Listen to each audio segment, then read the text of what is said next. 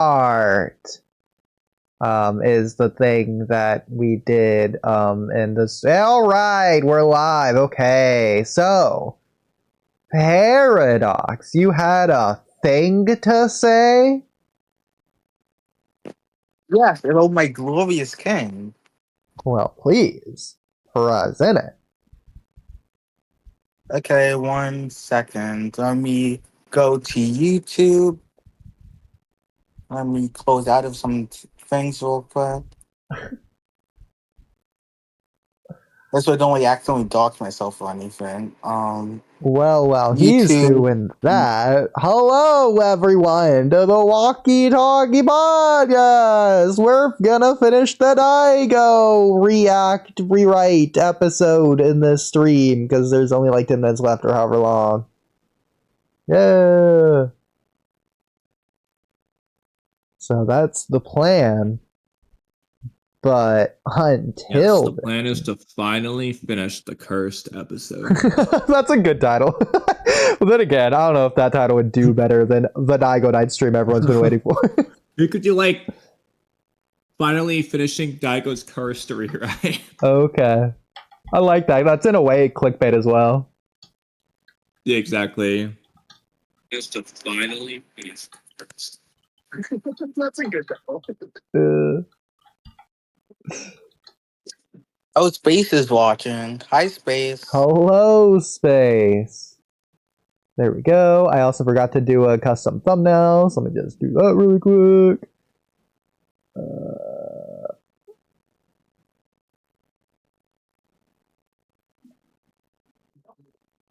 Let's see here. So there was something important that a lot of people miss about Neji's death. I noticed like just the other day. A lot of people have forgotten.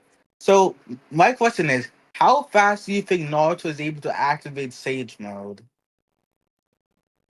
It depends. Well, first, okay, so I assume you mean War Naruto, right? Yes, Rock Naruto. Because later in the war, we see him while Obito was talking to Minato. He's spending up time charging up Sage Mode energy. But you would say he's not able to in like 5 seconds. It takes him some time, right? Yeah, I mean, honestly, off the top of my head, there's either 1 or 2 scenes that would probably be the fastest we see Naruto activate Sage Mode, Toad Sage Mode in particular.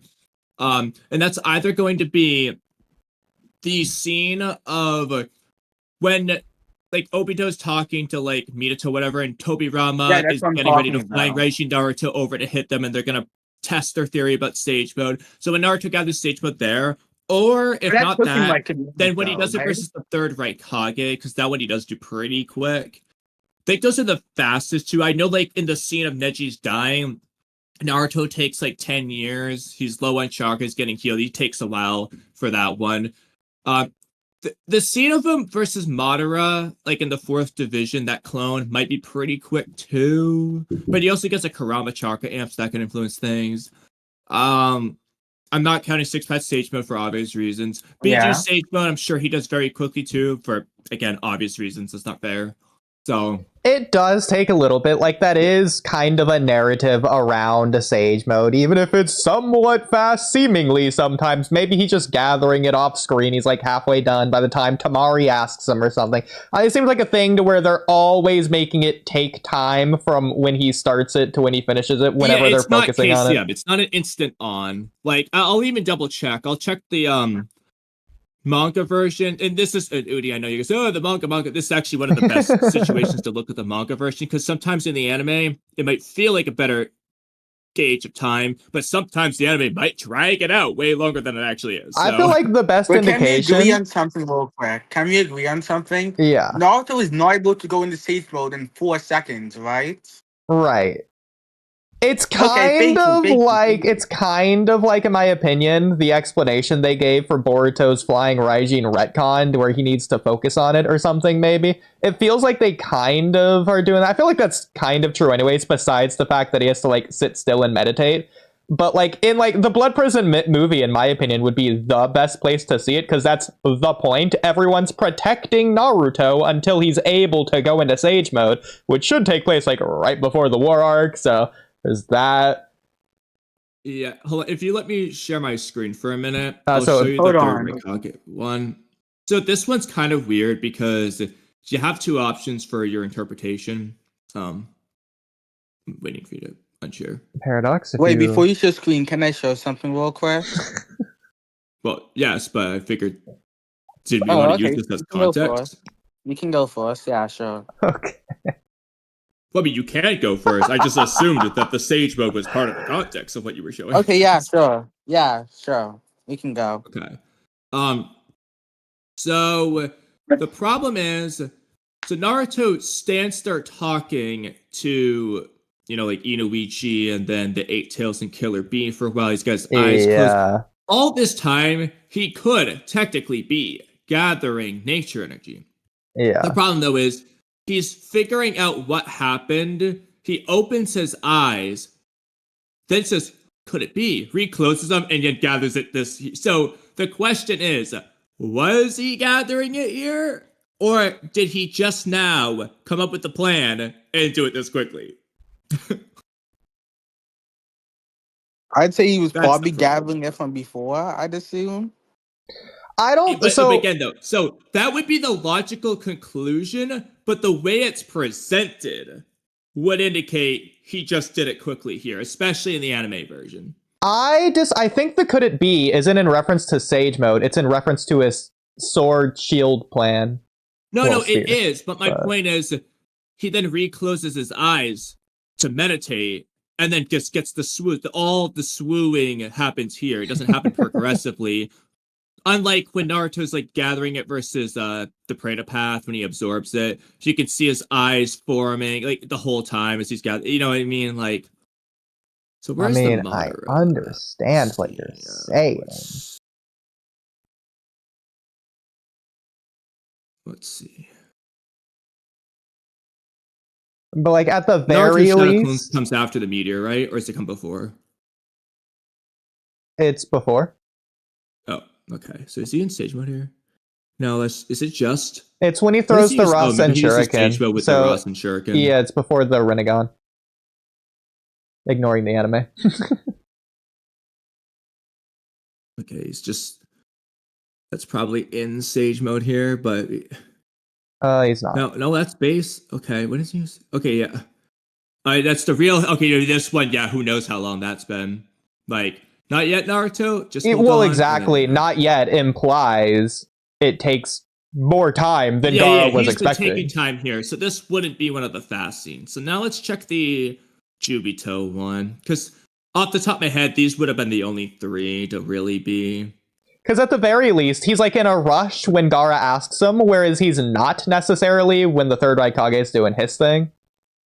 Yeah, exactly. But then it's all the more reason why it's weird that he seemingly does it potentially fast there. Yeah, so I would just say it's an inconsistency if we're going to say he wasn't gathering it that whole time. But I thought that was sort of, not necessarily the plan, but like, Dodai is distracting the third Raikage with that fake ball, allowing them to have time. I understand they're using the time to talk, but it's just tricky in terms of like how long is in, because again, this is a cutaway. So yeah, how long was Naruto's eyes closed during this time jump? So you could just say it's not actually quick. It just feels quick because there's a clear time jump in between that's unspecified. There's a lot of arguments you could make with that one. That's kind of the tricky part to where, who knows? Okay, so for this, you could say he was doing it from like my chance. He just figured out here. Well, whereas I understand, and I was going to say the same thing. I would point to that. That doesn't mean he couldn't have been gathering nature energy before then. He just wasn't like sure if it would have worked before until that moment.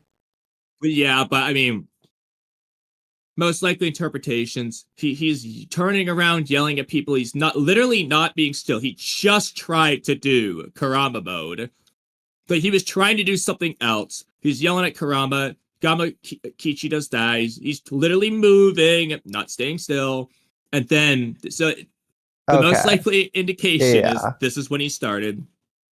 So the problem is you can't see his eyes here. Can't see his eyes here. Can't see his eyes there. Can't see his eyes there. Can't even see his eyes here. Although obviously he has it by this point. So I think it's clear that he has it. The sage mode and then does the Rasengan. Or is he still gathering it? I would say because he's using a jutsu, he most likely already has it here. I agree. So one of these two panels, I would say. Yeah. Which happen right back to back. And so in between that time, what do we have? We have Obito talking and thinking. I'm going to count all the thoughts as spoken words. Okay, there's enough speaking here to say this is at least like a minute. Yeah, and in the anime, we can just literally count the time. So that's the thing as well. I would say this is the only one that might be really fast. Might. And it entirely depends. Is he gathering nature energy here? How long are these 3 panels in between? I think it's fair to say he's gathering nature energy. Because regardless of the plan, he would want to fight in Sage mode if he can't fight in KCM anyways. Yeah. The only problem is just that it happens all at once here. The shoo, and it's just not even formed here, so it just feels like it happened this quickly. But I would also say if you look at the Madara example, we don't know for sure. But if so, though, we could chalk it up as an inconsistency because I don't think it is. Not only is this a clone whose chakra is probably too low for KCM right now, it's a clone. Well, okay. You could argue that it's faster because it's a clone. Because it's less chakra than the real Naruto. You could make that argument, and that's why it's fast. Sure. The alternative is just an inconsistency, because every other situation, it's always he has to prepare the clones outside of the battlefield because it takes too long. Even then. Or you got to be defended, so he has time to gather nature energy because it takes too long. Or, oh, thank God I have Kurama now to gather it for me. That's usually one of the 3 situations. Yeah, I wouldn't use that because the clone is still the same clone when he does it against Madara, like 10 chapters later or whatever. Going back to that. Yeah, I agree. And then that one should have even less chakra. It should be less nature energy. Yeah, but go back to that one really quick because I think it's the tab that's right. The Madara one? Yeah, okay, it's not that tab. No, I can just go back here. Okay. Because he's just, if anything, he's doing something technically more impressive here. Previously, he was just thinking to communicate with the Yamanaka thing. He's like, while meditating to gather Sage Mode energy, he is just listening to and responding to Gaara out loud. So that's definitely a thing that's happening. That's actually very impressive concentration, I gotta say. So there's definitely that. So I would just say, I don't think that other one's an inconsistency. I think he was just gathering it the whole time. Yeah, which, I mean, that would make the most sense, right? Because again, Dodai wasn't doing it with that B plan in mind. He was doing it to just gather time for Naruto to do whatever he needs to. Does Dodai say... At least in the manga version, there's no set start time of when Naruto is gathering his nature energy. There's just no scene showing it, so... Yeah. We don't know when he started. Plus, I know it's filler, but we can still count in the final fight with Sasuke how long it takes the Kurama avatar to gather enough Sage Mode energy. To be fair, that's not to enter Sage Mode. That's to do his crazy final biggest attack of all time. It's also Kurama, not Naruto. Yeah. So that's too many other variables to use, I would say. And I would also say we can't use this because it's just the Boruto era, which is just blatantly different. Literally wisdom of age. Like, there's a clear difference, but like, Naruto seemingly does take even that one takes him a while. Exactly, yeah, so... But you could also argue that's because he's gathering extra to last longer, so too many factors, you know. I mean, it's honestly, it's still weird that he just did that instead of going straight to the battlefield, but whatever. I know, okay. That's in general. Real quick. Yeah, Ikimoto, but that is actually very stupid because let's just think about what Naruto has previously been established and shown to do. He leaves shadow clones off the battlefield to gather the nature energy form. All he needs to do is make one extra shadow clone while he runs to the battlefield. Yeah. And when he gets there, or whenever it's done, that shadow clone poofs. There you go. In the same situation as where he started. Like, hypothetically, if Naruto had the ability to go into Sage mode during Konoha Crush, I guess Sasuke just dies versus Gaara. Yeah. He just doesn't get there in time. Like, what do you expect? And honestly, you don't really have to change anything about this scene, anything about that arc. But if you just write it to where Naruto gets moving and the clones gathering the nature energy for him, it just feels like Naruto's getting a move on faster. Like, you can literally just write it to where he doesn't get there any sooner. Exactly. But at least it feels like he's not going out of his way to take as long as possible. It's already bad enough that he took a whole day to leave Boruto. Let's not have him sitting on the ground for 10 more minutes. Like you said, it is already bad enough that he didn't believe Boruto. That's another problem for another day. But like, don't make him sit on the ground. Again, it's like that was the whole plan in the paint to have the clones do that. Awful. Bro did not read Naruto. There's no way. I like Kimoto. I know. But Paradox, So you had Kamui, something to could I show screen us. share now? Oh, yes. We also, Kamui, we do have undisputed Rudo here. If they want to speak, I would love to hear what they have to say. Yeah, just I already Other forgot people- everything we talked to him about, but I know there were some debates. Yes. Okay, so the Neji death scene. Spoilers, by the way, but look at this one. So what's the whole point of the Sage Mode is... Hold on, you'll see in a second. Okay, let me also mute it and have it small on screen so that no spoilers. Well, no copyright is what I really mean. No spoiler. Okay, they literally You already cut the gave the scene. spoiler warning. Okay, they cut the scene, but this is 42 seconds later after it happened. Neji was spinning for 42 seconds, and then Naruto remarked that, "Thank you, Neji, now I can gather up Sage Mode." So Neji was protecting Naruto for 42 seconds straight. Mm-hmm. So that means he was able to deflect 10 tail level attack for thousands of them for 42 seconds straight. Well, he was able to protect Naruto for 32 seconds straight. That doesn't mean that Ten Tails was attacking for 32 seconds straight. Yes, it was. Hold on, let me go to the scene on my page because because they cut the stupid scene. Hold on. Oh, you didn't just go to your page in the first place?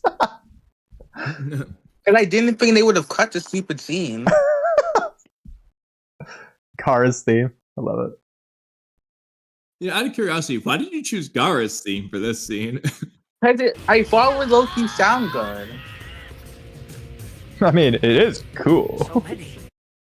Exactly. My rotation can't keep up. Oh no, my rotation can't keep up. 42 seconds later, Naruto activated Sage Mode.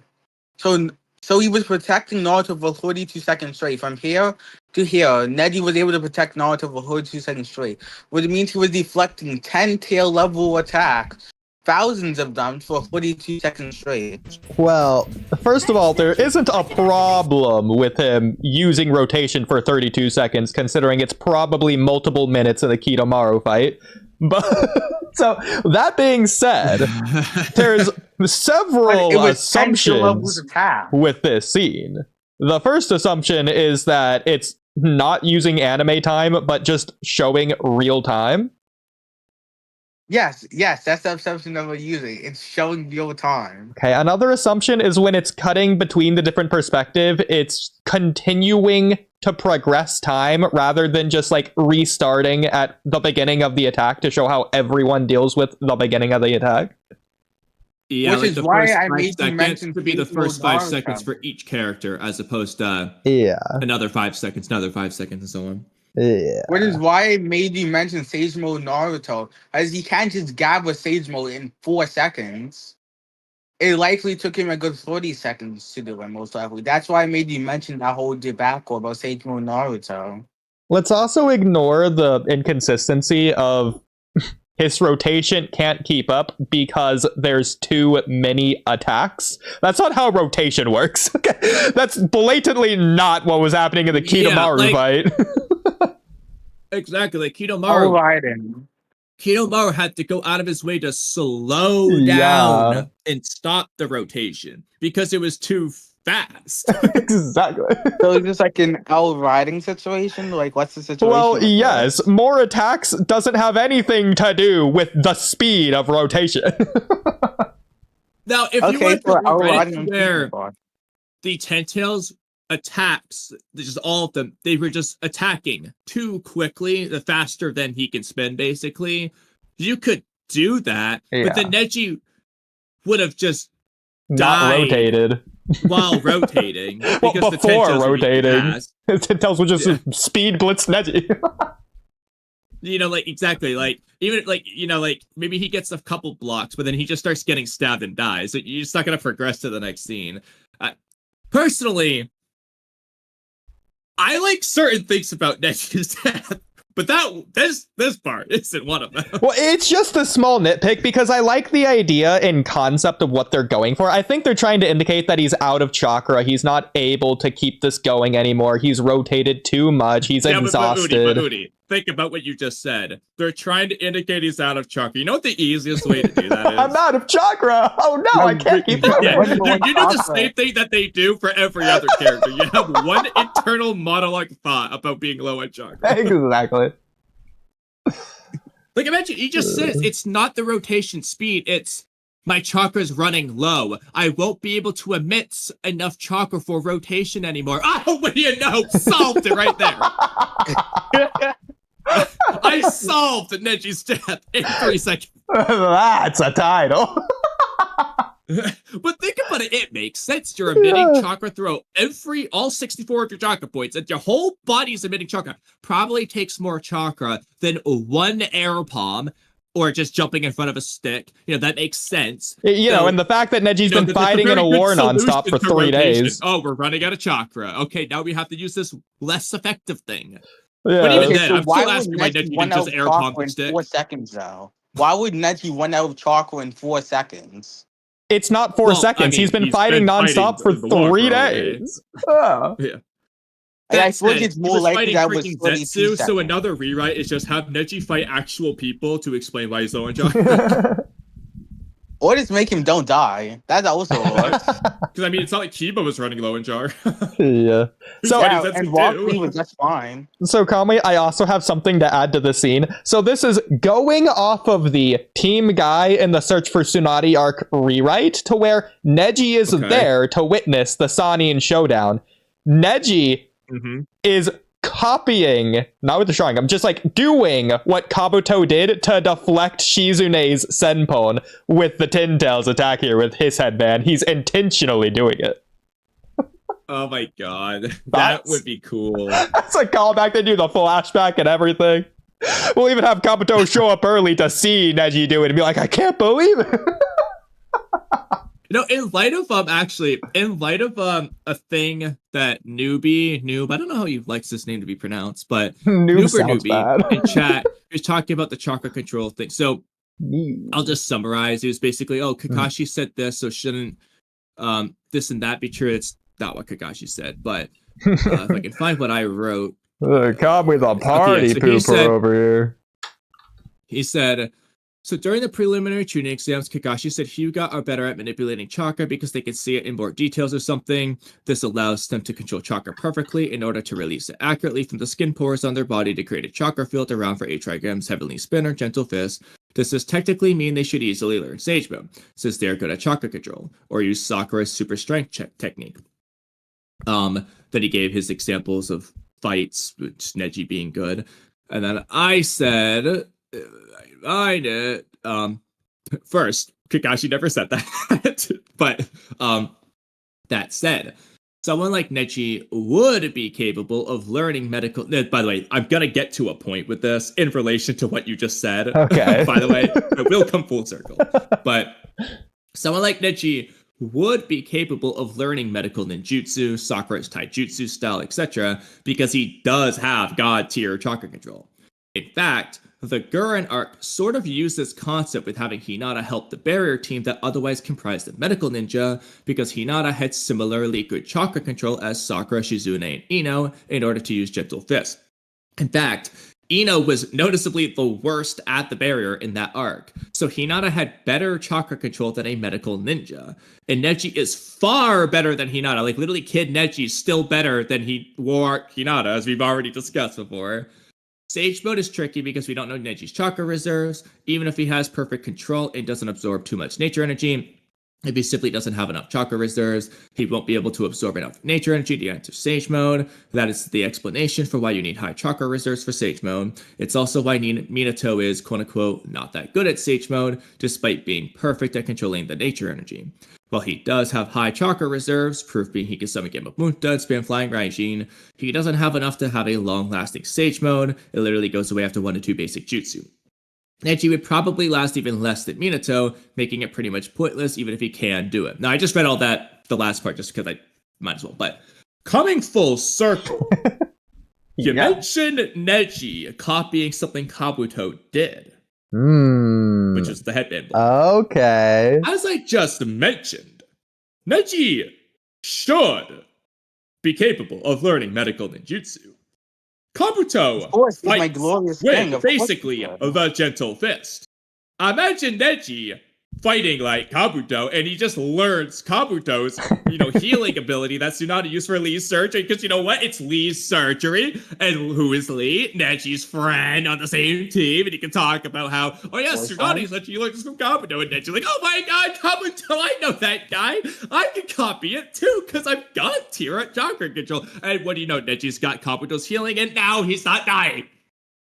I mean, what Neji and Kabuto do is fundamentally the same. You make that death so impactful, despite his healing. He died. Because Obito was going that hard on Neji. But even more so, not just despite his healing for the fact that Neji died, but now that Neji's dead, hey, 4th grade alliance, your healer has died. Despair. Good point. I mean, obviously there's still Sakura, but it would be like, you have 2 main healers, basically, Neji and Sakura. Yeah. One of them's dead. And like, also, it can even be made clear. Right, to where you have an earlier... So I know in this particular scene, Sakura just got done healing Neji. You could reread it to where Neji actually heals Naruto in that scene, or have an earlier scene of Neji healing Naruto from a pretty good injury, just to emphasize, like, this guy's healed you before. Like, you just lost that. In fact, Obito could even be like, that Naruto, I thought you were gonna let your comrades die. You're like Kamui who just saved your life. You let him die, Naruto. In fact, considering this is such a nothing scene as it is already, let's just say that Neji was trying to teach Hinata his medical fist that he learned from Kabuto or whatever. And so in Hinata, right away after this, the very next thing she does is put Naruto's collarbone back into place or whatever. That actually has meaning. Be like the first time she's learned the medical fist. Yeah. Whereas just died saving Naruto's life. That actually adds meaning to that scene. It's just good. I mean, like, Sakura's not using the medical fist anyway. Yeah. So give it to someone else. Yeah. Even Kabuto, he technically uses it in, like, the Itachi fight, but it's not the point anymore. Yeah, he stops using it. But again, he's technically using it every time he does the hand blade thing. It's always the same technique. Yeah. But, like, the point goes away after the Search for Tsunade arc. Because, again, he's killing bees with it. Like, no, it doesn't matter at that point. Exactly. So... I would also add, because I agree, you can have it to be to where they're despairing because... Also, real quick. Oh, okay, yeah. Sorry, just really small rewrite. Just in the Itachi fight, just have Kabuto still doing the medical fist and make it kind of a big deal. Like if Kabuto touches Itachi, he's gonna screw... Even though he's an Edo Tensei, he fucks up his chakra network, and that interferes with Edo Tensei's regen or something. Just add that in as another condition that makes fighting Kabuto a pain in the ass. Because he can do that. Okay. Why not? I like it, yeah. Maybe even like Neji's Gentle Fist can be like the perfect counter for the medical fist, as we're calling it. In fact, we can even have it described a very specific way. Like maybe Neji uses raw yin chakra, whereas Kabuto's using raw yang chakra. I don't know, something like that could be cool. Especially with like the Hyuga yin-yang idea. Yeah, they could do something there. I mean, since we're doing all of this at this point, I just want this Neji versus Kabuto fight now. Now, if you're gonna do a Neji versus Kabuto fight, I know we discussed like having, like when Sasuke fights Deidara, you could have Kakashi fight Kabuto there, and that would be a good time to do that. But whereas this makes way less sense than Kakashi versus Kabuto, you could do Neji versus Kabuto here. Would be pretty cool. Something that would be hilarious in the Neji death scene is when Naruto's like, "Someone get a medic!" Neji smirks and like, "You idiot, I'm right here."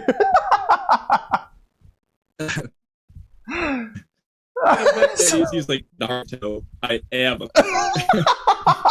Actually, no, that would be good. This is ruined by having Sakura there. But if let's pretend Sakura's not there for the sake of the scene for a moment. Naruto yells, "Someone get a medic!" And then Obito's like, "Naruto, there are no medics left. I just killed it." Yeah.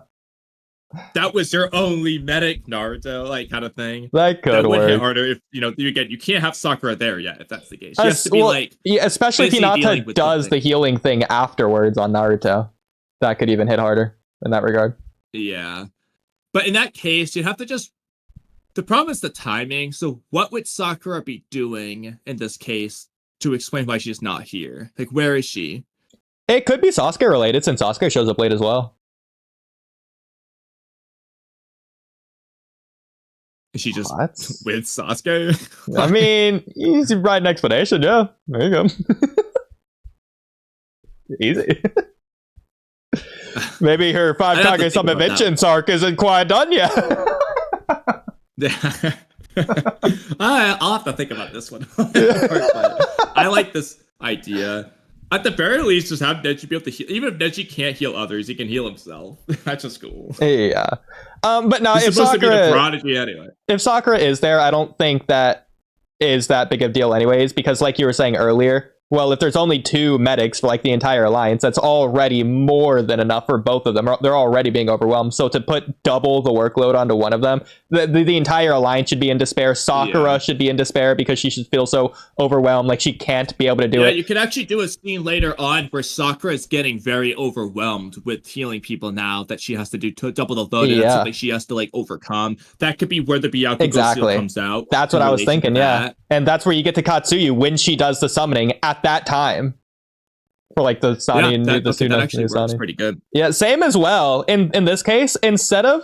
Well, maybe you don't want to change this because this is pretty good on its own. But maybe instead of Naruto's chakra cloak healing Shikamaru or whatever, you just have it be Sakura. Through Katsuyu. Both, but... Well, you get the idea. It would be cool if you said Neji, but he's already dead by that. but that's the point. Not dying in the real But that's Neji is not dying in the real life. Yeah, yeah. But if he did, then I would say that Shikamaru would be like the token icon poster boy child for the rest of the alliance. So it's like Shikamaru is the named character that we care about. If Shikamaru lives, everyone else is going to live. If Shikamaru dies, everyone else is going to die. The fact that Shikamaru lives indicates to us that it matters that Sakura is able to overcome her anxiety and heal everyone. Through the Byakugo nonsense. We use anxiety, but yeah, I agree with the general premise there. Yeah. But I like trying to think of other like Neji healing moments that we could implement here. So when would we want him to learn it in this case? Would he learn it? Would he have it in the Sasuke retrieval arc? Like when he's fighting Kidomaru, would it be a thing to where he heals some of Kidomaru's early arrows, and then Kidomaru's like, he's smirking, is like, okay, I'll go second state and make like especially with the manga version of this fight, be like, I'll give you some damage you can't heal from. That's where he has those giant holes in the manga version. That could be like a thing. Kidomaru's like, oh, I'm going to damage you to the point that you can't heal anymore. I like that because, again, that plays into Neji's strategy that he's trying to get Kidomaru to hit him at the end.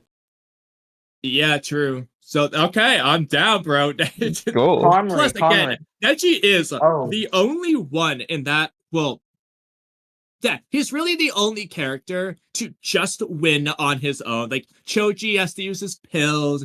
Kiba, Shikamaru, Lee, they gotta be saved by the Sand siblings. Gaara's gotta be saved by Kimimaro being sick. Naruto loses. Sakon and Ukon were already like tired and damaged before the Kankuro fight. Same with Tayuya and Tamari. Neji just wins / ties, but wins. Like he just does win. Yeah. So if you're gonna go that route, hey, he's gonna be the king of prodigies. Okay, let's just make him even stronger. In fact, I don't know if you would like this, but like Shizune is already weirdly, oddly, strangely, bizarrely, randomly using Neji's hair to heal him. Whereas that's not a thing that's ever done ever again in Naruto.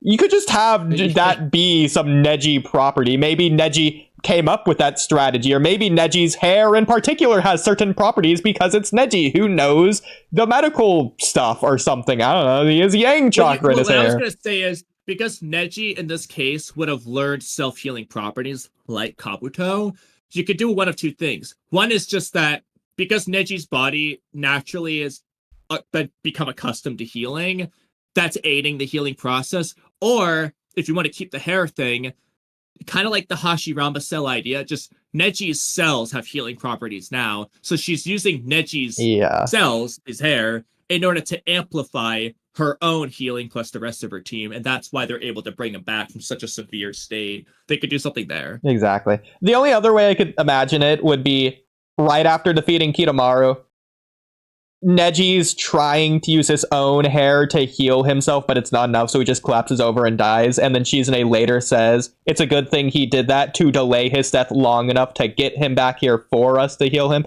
But they're already doing so much at the end of that Neji death sequence anyways. The hair part, though. He could just try to heal. Yeah, that's fine too. Yeah.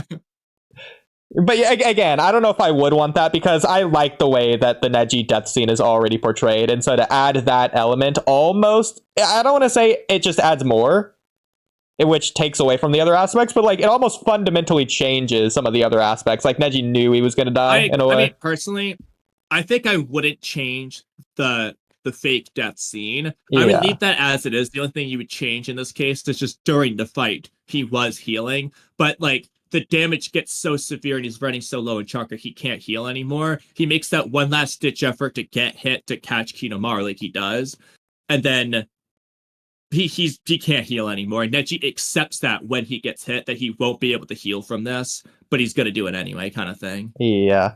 Now I will admit it's almost in a way arguably more impactful if it's like I was able to heal, but this I can't heal from. And he's doing it anyway, as opposed to he couldn't heal from any of these. You know? Yeah, I agree. I will say, even though that's more impactful, it's arguably more tragic if Neji shows that he wants to be able to heal, he wants to live, and he just tragically can't do it.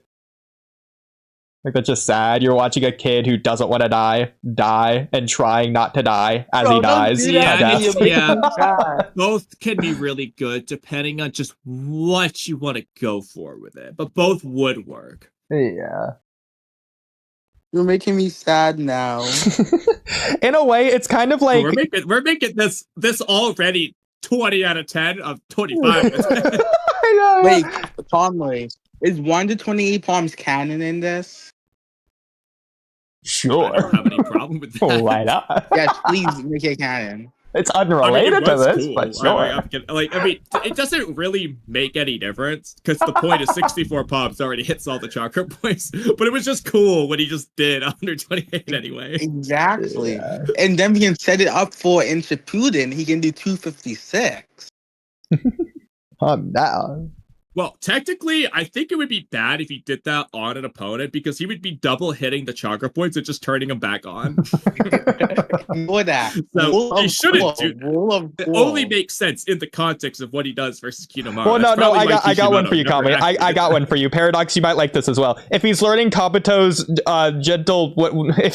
learning Kabuto's medical fist, then he uses the 64 palms of the gentle fist to deactivate the chakra points, and then 64 palms of the medical fist to shred the chakra points. I like it. I like it. The 64 tendon tears. Oh, also, Neji gotta survive to the last to get to Tenseigan, right? Oh, I'm down for I think we've Tenseigan. already done plenty of rewrites about Neji just getting a Tensei.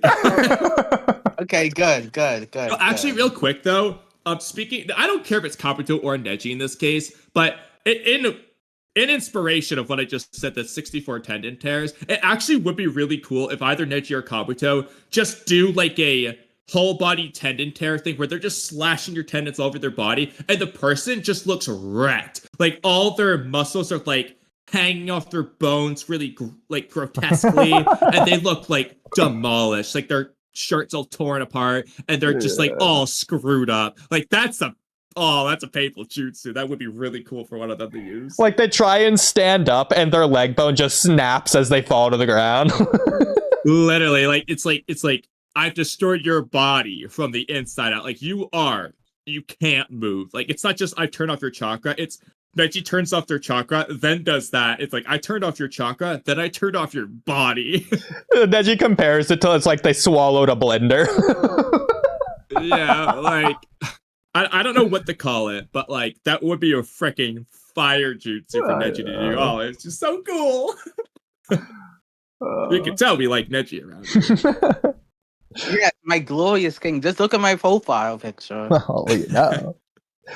Yeah, okay. I like the way that, we could have it be to where Neji not only learns rotation, he learns some way to, like, infuse rotation into the opponent's body, which could even be where Boruto gets the inspiration for Uzuhiko. Uzuhiko, literally. Oh, that would be cool. Right? It'd be freaking awesome. The question is how you would do that. But So, okay, what'd be really cool? Again, I mean, Hiyashi, I still wish they played with this more. Hiyashi just used the rotation offensively and got a crush. Oh, God. He just made this gigantic rotation and beat all those sand ninjas. Oh my gosh. So, okay, something that'd be really cool. Neji. So they would have to explain it a little bit more than this, but he could use his 64 palms to, instead of deactivate, but to like boost all the chakra points, since they already said that was possible and never came back to it anyways. Yeah, they mentioned ever. it. Kakashi mentions it. Yeah, so Neji turns them all on. Neji's using their own chakra against them. He's having their chakra spin so quickly in their body. It's basically like, it kills them like the 8 gates. That could be even where he gets the inspiration for it from. What would be really cool is if you know how Neji can't use the 8 gates? Well, he can amplify chakra points anyway. He does a self 64 palms to amplify his chakra points, and then he gets like a power up form of whatever you want it to look like. Yeah, it might not look any different, but the point is he'll get faster for whatever set amount of time it's gonna last for. Basically, however long 64 palms lasts, it's gonna be the same time, but it's the other way. It'll be very taxing on his body, just like Lee shit. But like again, he found a way to amplify himself using his own strengths. There you go. Yeah. And in this form, he could compete with Lee easily. Nah, bro, he's surpassing Lee. Lee doesn't stand a chance. Oh, I like that. I like that. Neji, they're not rivals. Okay, I got another one that could be cool. No. Don't horse my glorious King Lee. He needs to be at least semi-relative. He can't be completely outclassed. Okay, so 2 different ideas. Like maybe give Lee the 7th gate. Give Lee the 7th gate, maybe. Okay. 2 different ideas for techniques Neji could have. Neji can deactivate all but 1 chakra point and then just boost that 1 chakra point, and that point explodes. It explodes their body from the inside out. Absolute cinema. Now that would be cool. Another one would be he deactivates all but like, I don't know, like a certain number, like 5, 8, 10, 12, whatever. It's all but like in a line. So it's like a circle in their body of the chakra network. It goes in this really weird, complex way that Neji's mapped out or whatever. And that like does a lot of damage because all the chakra is circulating specifically there. Like imagine all of the blood in your body moved through a single vein.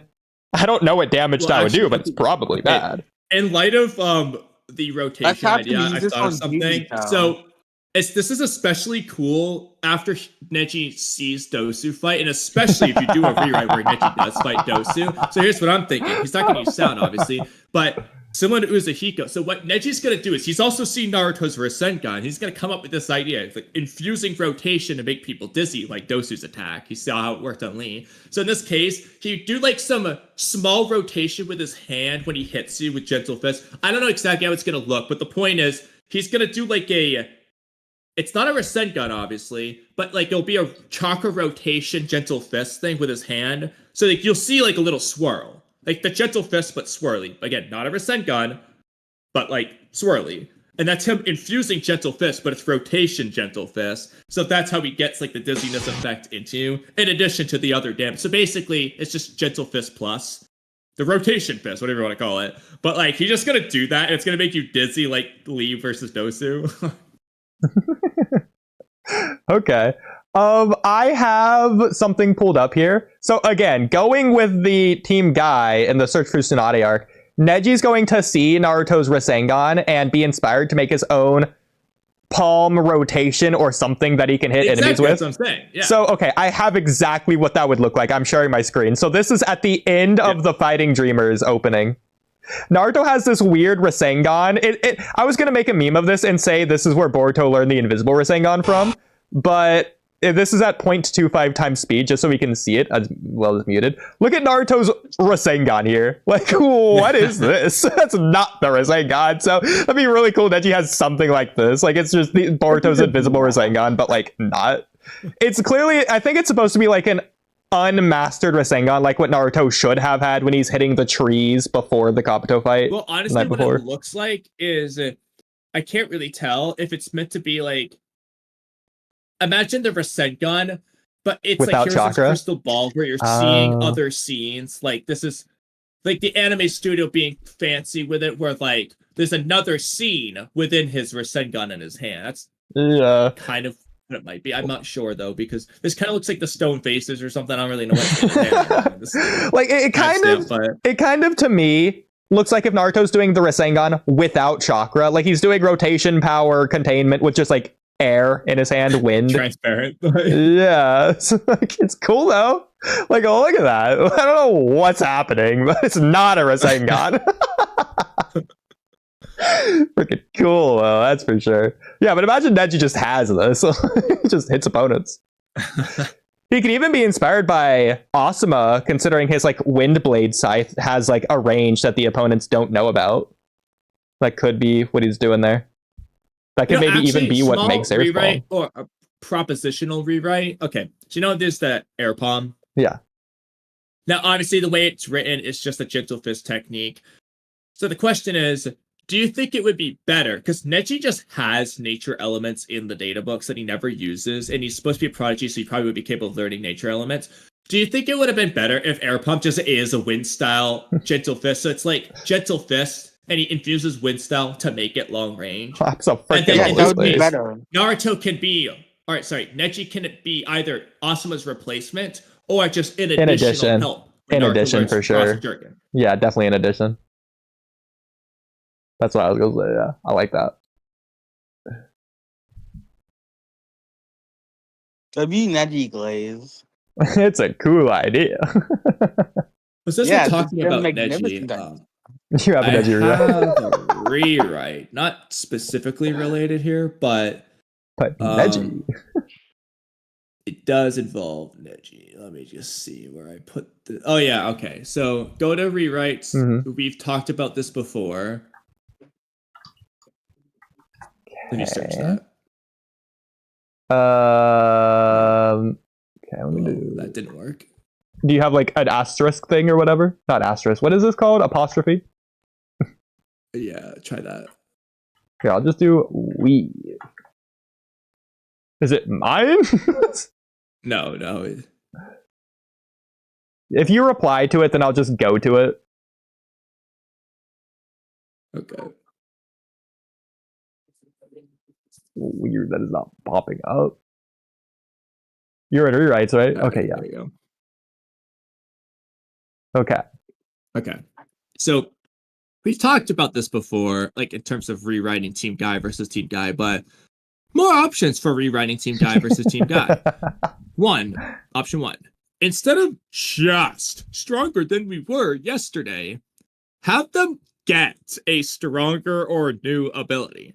For example, Guy gets the 7th gate, Lee gets the 6th gate, Neji unlocks Air Palm or something else, Tenten, I don't even care, new weapon, whatever you want to do there. She's the easiest one. It would be fire. Huh? Lee activating the 6th gate there would be fire. Yeah, like the point is, instead of just saying, "Oh, we got stronger than yesterday," like show that, like they got the new thing they couldn't do. So like if the opposite guy is using the 6th gate, all right, guys got to unlock the 7th gate here, and so on. Like just have them unlock the new thing that. Okay, I have both a meme and a serious thing for why this would be good. So if you want to keep the stronger than we are, except for Tintin, get something new. So Tintin is just the gag character. Like after the fight, they're like, "Oh, how did you guys win? Oh, I unlocked the 7th gate. Oh, I unlocked the 6th gate. Oh, I got the air palm." You look at Tintin. "Oh, I just go stronger than I was yesterday." but also at the same time, her being stronger than she was yesterday as opposed to a new weapon or whatever could be cool, considering her character anyways is supposed to be being inspired by Tsunade, and so she could just unlock like some Tsunade technique as an example, whether it's higher drop control. That's her unlocking a new ability. Yeah, I know, but I want her to say she got stronger than she was yesterday. And again, I want to be in reference to Tsunade in that regard. So not even a new technique. Fine. She, like I said, if she just learns how to do the chakra control punches or some shit, fine. And honestly, okay, as much as it makes sense for Sakura to be copying Tsunade, as much as that makes sense, as much as that makes sense, if we're gonna be realistic, what is Team Guy? The Taijutsu team. What do Guy Lee specialize in? Definitely speed, and second, their like ferocious fist. It's a bunch of fast, powerful punches. What does Neji specialize in? Definitely speed and his gentle fist. And then there's Tenten, who throws weapons. Shouldn't she be doing Tsunade's punches? Like her specialty is the super strong punches, not the fastest punches, but the strong ones where if you get hit, you die. Shouldn't she be using taijutsu? Her idol is Tsunade. The taijutsu, there's taijutsu. Like, shouldn't she be using taijutsu? And like, I know she has like, ninjutsu. That's fine. Sakura's 10/10 plus. I don't care. She should be using the fighting style. And I know she has the coolest jutsu in Naruto. But Rising Twin Dragon. It's the coolest jutsu in Naruto, in my opinion. Like, look at it, bro. But that being said, I'm definitely not going to agree with that statement when I have Kimimaro, Obito. That doesn't count. Doesn't count. I'll respect your confidence. Yeah. Okay. So, regardless of that, actually, how is Tenten levitating her? Yeah, don't get Paradox started. But hey, about what? About what? But what I will say, she just does have that like acrobat Chinese girl fit. She's just like the perfect yeah, exactly. She's the perfect girl to be a taijutsu user of all girls in Naruto. She just has the build for it of all girls.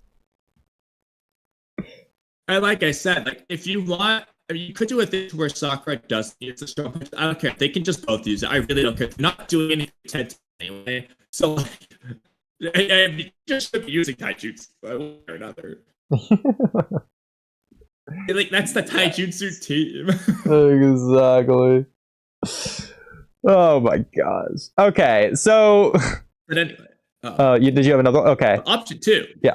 This is just unrelated to the new abilities part. But you can do both at the same time. But option 2. Instead of clones of themselves, the clone is of who they perceive as their greatest rival, or maybe idol. So Guy fights Kakashi. Lee fights Neji. Neji probably Naruto, maybe Sasuke, maybe Lee. Tenten either would, I guess, be Temari or Tsunade. The clone should probably be at the perceived strength of that rival, so basically equal since they're supposed to be rivals. So it's like Lee's gonna see Neji as either equal to or a little bit above himself, basically. Same like everyone else. They're gonna you're not gonna. The toughest one's 10/10 because is she gonna look at Tsunade as just God tier above herself and never beat her? If you can't do that, so Tamari probably works better for that reason. But like, anyway, the point is. Yeah, but okay, but like, also that would be so weird if Tintin viewed Tamari as a rival. I know that the problem is I don't know who to give 10-10, but like the point is just either give 10-10 whoever you think's best, or rewrite the story previously to give 10-10 an actual person to pick that makes sense. Sure, but the focus is going to be on the other three characters because they're easier. Like, well, something that could be cool if you consider it rival. It would be actually unironically really cool in this case if Tintin had to fight herself. She was the only one that had to fight herself in this regard. Oh, that actually is really interesting. If you want to do a narrative thing to where like 10-10 is hard on herself and the way she trains is like she's her own greatest rival. That would be kind of cool, actually. Right? Yeah, I actually like that. I will also add, whereas it might make more sense to do like Naruto or Lee, this could be a good place to put the Neji versus Sasuke fight, where obviously Neji doesn't know what Sasuke learned over the time skip. It would just be his imagination of a Sasuke from before, but stronger. But like, you could actually unironically just make your Neji versus Sasuke fight be here. The only problem I see with that is an external problem, nothing a problem in the story. But power scalers would look at Teen Neji versus Kid Sasuke and go wild. Yeah. No. It wouldn't be Kid Sasuke. It would be Neji imagining a teenage Sasuke. Okay, but is he going to imagine Sasuke correctly? Is he just gonna be the Sasuke as he's designed? That's the problem. It would be part one Sasuke, but stronger, so he wouldn't have new abilities because he wouldn't know about them. That's the issue with doing this. Well, but especially in the manga, Kishimoto wouldn't spoil Sasuke's design reveal on Neji's clone. A really funny one, which, okay, it makes more sense to use Guy for this, but it would be really funny if Kisame was Neji's opponent. Oh my god. I just fight him again. 1v1 now. Walk Neji would win. Walk Neji. Yeah. So who should Neji fight? Like, I feel like Naruto's an easy answer. Naruto would probably be this. Because of the tuning exams, those two were kind of built up as the two top dogs. Gaara would be interesting. It'd be interesting, but I don't think that thematically would make much sense. It's very random, especially now. Yeah. Dosu would be cool. Okay, you know what? Okay, Gaara would kind of be interesting. Yeah. I got one, actually. Okay. Kidomaru. Oh, yeah, no, that does work. That's kind of cool. I like that. The only problem is, well, Neji already beat him, but the simple solution is they're already doing okay. One of my only gripes with this Sasuke retrieval arc is that they both tried to do we're tired from fighting those two Jonin, but also completely forgot, had them instantly healed and full of chakra, zero problems whatsoever when they fight the Genin. They did both. You can't do that. But in this case, you could just play up the Sound Force strength. They did fight those Jonin. They were tired. Neji knew that. And in this fight, he's imagining a full power Kidomaru, who just is Jonin level. And you can just do the rewrite to where, screw the special Jonin bullshit. Genma just is top 3 Jonin. So, same with Rhino. They just are top tiers. They got the flying Raijin on their own. Matthias Ashura agrees with Kamui, considering he just subscribed. So, thank you. Thank you, Matt. Okay, so Kamui, this makes less sense, but if we are doing that, which I'm totally down to have Neji fight Kidomaru here, Lee should absolutely fight Kibimaru. Okay, I agree. Wouldn't that even win? Like, why didn't Kibimaru fighting? That's the problem, though. If you imagine, first of all, you never met Kibimaru, but if he's just going off of, I don't know, just his own perception, Kibimaru's the strongest, he can't win. Yeah. No, but Lee fighting Kibimaru would be cool. Kibimaru would actually be cool. Naruto? I don't think Neji could win this. You could have this. Actually, if that's the case, though, Lee could fight Kibimaru, but then he's gonna lose. So you could have this. Lee could fight Gaara. You could do Gaara there. Yeah, I mean, Orochimaru did used to be in the Akatsuki. It's totally plausible, just like Orochimaru's abandoned hideout, since they just did all those fillers anyways. Orochimaru would just have traps laying around this area from when he was in the Akatsuki anyways. This could just be an Orochimaru jutsu instead, to where it's just summoning all of the sound 4. Oh, if it's meant to be on the Akatsuki, but the team guy ends up pulling down. Yeah. So obviously Tenten would fight Tamari, Lee fights Kimimaro, Neji fights Kidomaru. Tayuya. Tayuya, sorry. We could throw extra characters in here so it's not just Team Guy if we needed to. The problem is you have one extra for Jirobo. You either have to remove Kimimaro, but Kimimaro would have to fight Guy, or you don't do Kimimaro. It's like Sako and Ukon versus Guy, and then Jirobo versus Lee, I guess. No. I mean, understandably, I want Kimimaro to fight Guy for obvious reasons of how cool that would be, but, but he should fight Lee. Yeah, but then you can't do that. You can't give Lee by far the strongest person who he can't beat. If it's Walk Lee, he could. No. Yes. Yeah. I'm sorry. You're not changing my mind. Okay, so just keep in mind here, the Mizukage and her whole battalion couldn't beat Black Zetsu's onslaught. They were just stalemating. Then when KCM Naruto shows up, they're winning. Meanwhile, even with KCM Naruto, they can't beat Kimimaro. You know, in fact, that KCM Naruto clone dies. He's not there when Kimimaro gets released. So Kimimaro just beat KCM Naruto clone. Just beat him. Walkley would be fine though, because he stayed at the fastest level actually in the 6th gate. I got something for you. Kimimaro would just be beyond that. So, okay, first of all, technically, this is a little bit of a weird convenience for writing, but instead of Team Guy, you could just have the Sasuke Retrieval God team be the one to go retrieve Sasuke, so that it is just the same matchups as Part 1. But... Okay. This would be really interesting if the Tenchi Bridge arc, it just is a Sasuke Retrieval squad, and Orochimaru is just trolling them so that they have to fight the sound for it. Like, maybe after when they leave with Sai or something, or if Sai's not there, Sai can be there, they leave with Sai. Instead of the Dead Soul trap they do, it just is the Sound 5 trap. Yeah. Stupid. I like that. I'll also add, to make it a little bit more streamlined with this arc, you could just have this Orochimaru Jutsu be the Sound 5 are just puppets. They can also work. Like Edo Tenseis? No, like puppets. Like what kind of, like sorcery puppets? Yeah, exactly. Yeah, just puppets. Who's you mean like sorcery's using them? It could be sorcery, but it could just be Orochimaru just, again, left behind this trap to where it just automatically activates. It's basically whatever P-Toad did to Kite. You could have it like that, except it's using puppet bodies instead of Kite's real body. I feel like Kabuto should be the one doing it, though, because first of all, Orochimaru can't use Jutsu, and second, it actually is really cool if Kabuto's doing it just to be a dick. It could work. Especially since she doesn't do a whole lot in this arc anyway. Oh, I know. I mean, why not just give it to Toby? You could do that, too. Screw it. He's trolling anyways.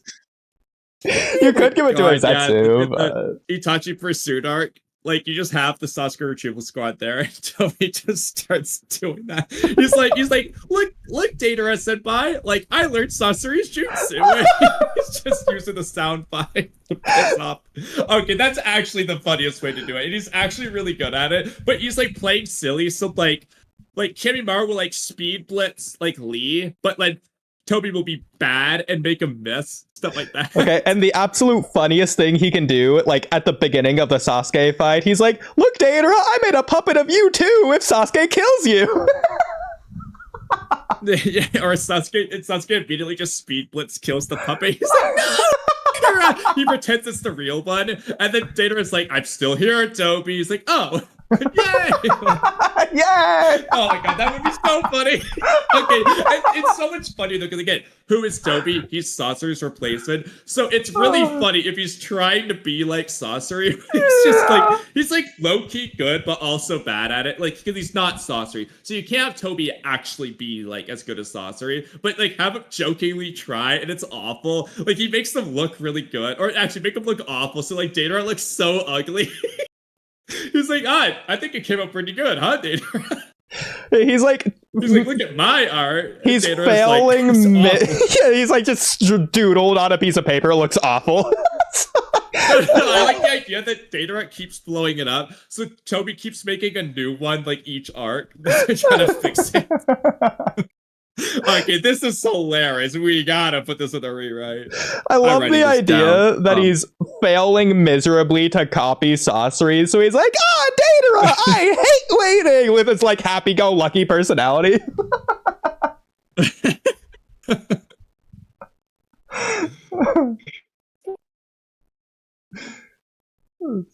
I love this. It adds nothing but peak comedy to the series. Oh, it's so funny. I love it. I absolutely love it. Now, you could argue, screw the Sound 5 part, because that might just be taking a really cool concept and making it too funny. But I love this like Datara like thing where like Toby is just trying to make all these puppets of strong people, and it's always awful. Like you could have try to do like the Kimimaro puppet or something. It just comes out really bad. Like, by the way, regardless of this third or even fourth one, if we made a fourth one new, regardless of that, these first two, the first one can just go along with literally any of them. It's not like they're exclusive to one another. Yeah, so it's just both can be the case. Exactly. Yeah, that's what I was saying earlier. Okay. Yeah. Like one is the thing to do, and then everything else is like, oh yeah, you could do this as well or not. Yeah. So that definitely works.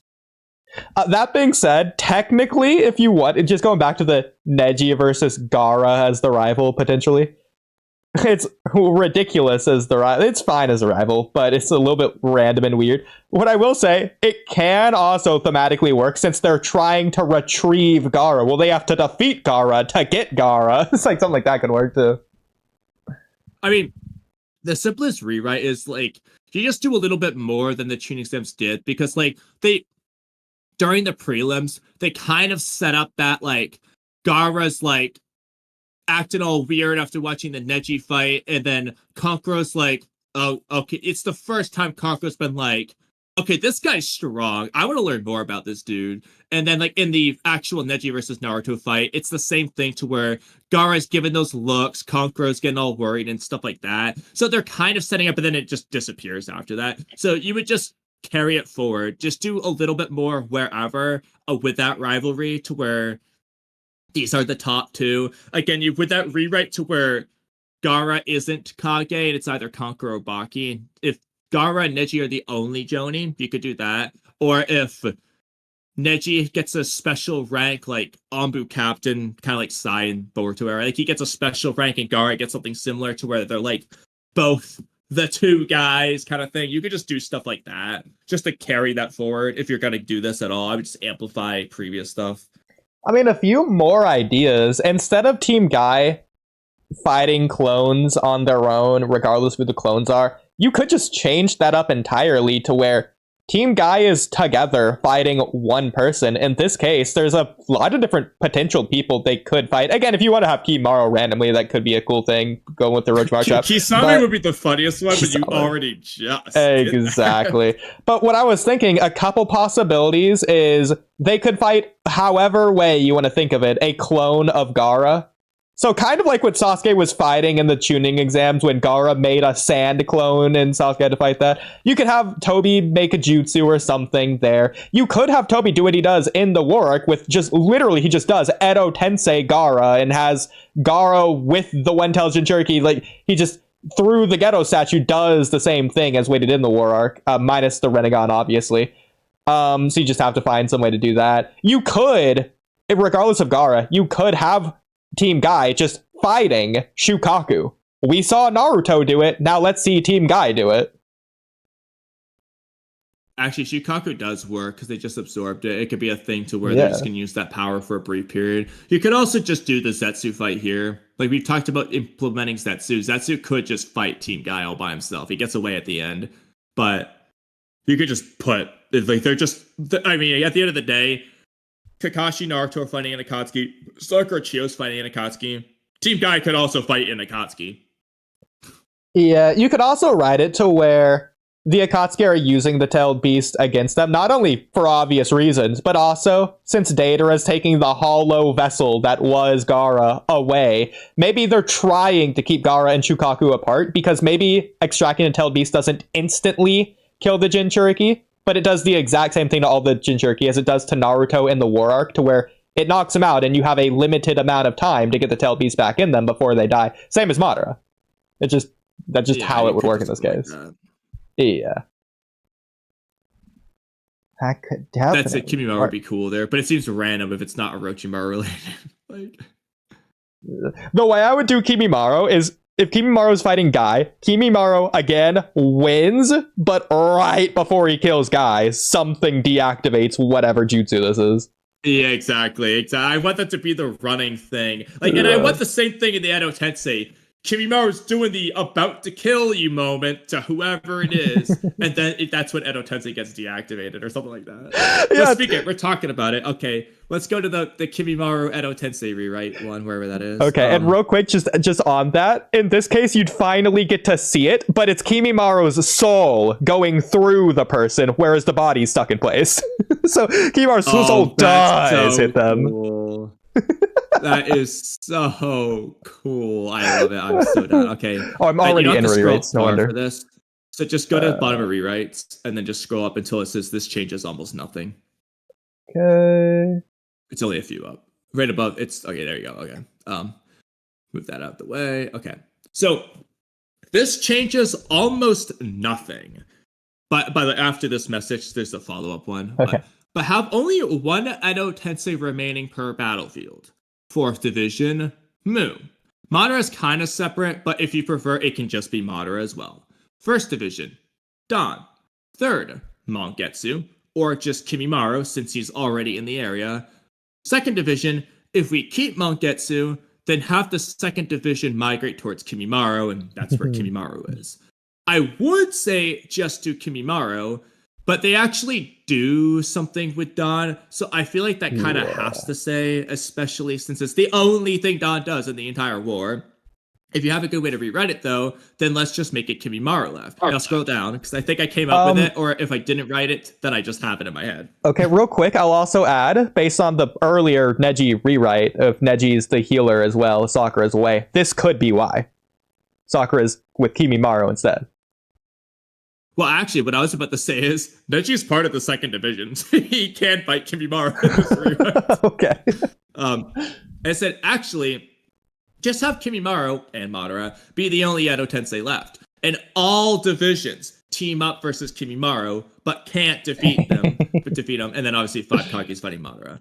I would say have Suigetsu run into Mongetsu and Jugo with Kimimaro, but Kimimaro might get released due to happiness like Sasori and Shin. And if freaking Granny Chio already defeated Dawn and the Jinchuriki are the only Edo Tensei left, Kabuto versus Itachi becomes a lot less meaningful.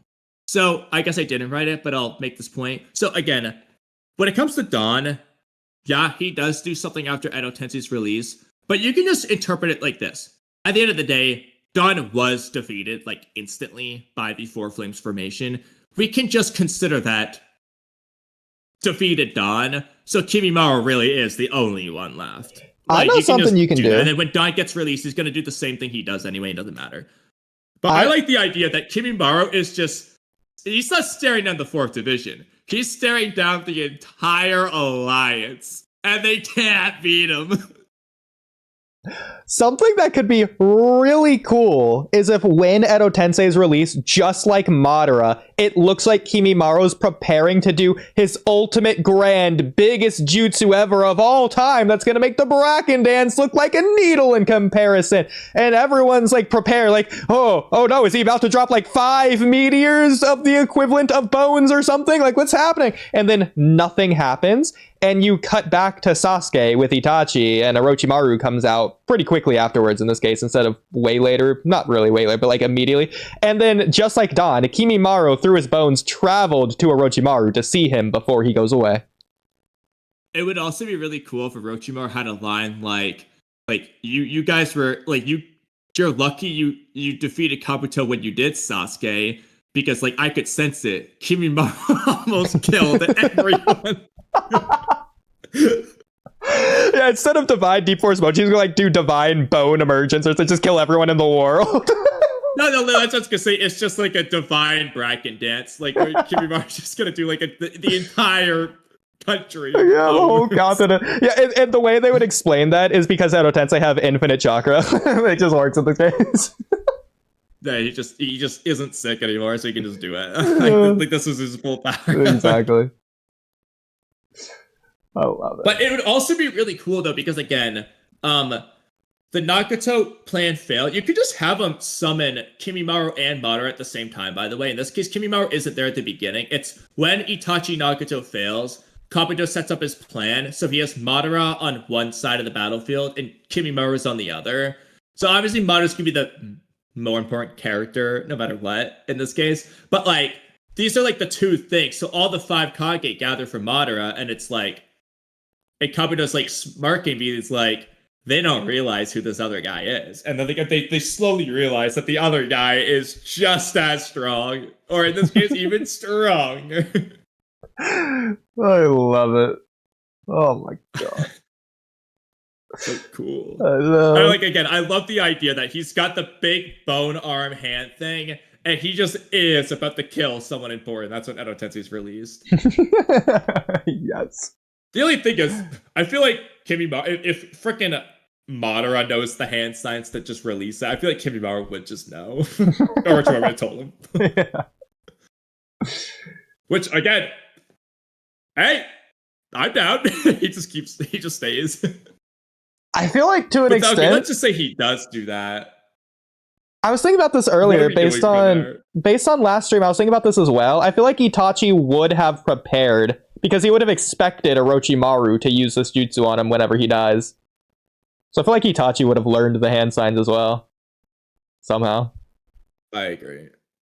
Yeah, but I kind of think that would make more sense than the Crow. But rewrite whatever. the situation to where Madara gets brought back a different way anyway. Like, sure.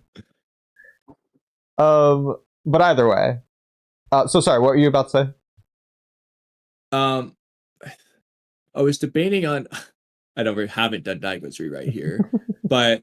We're getting to it. There's just other rewrites that are so okay, good well, I do have 2 topics. Unless you wanted to. I know there were more...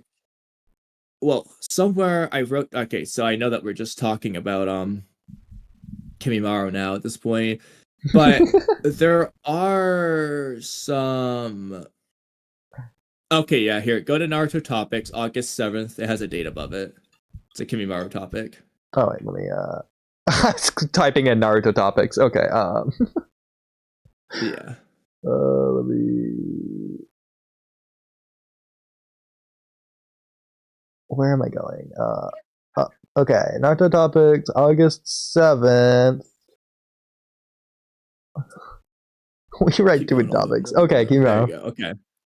So if Kimimaro, it's just a point. So if Kimimaro just skipped to the bracket dance instead of the Clematis dance, Kimimaro just does break through Gaara Shukaku's shield.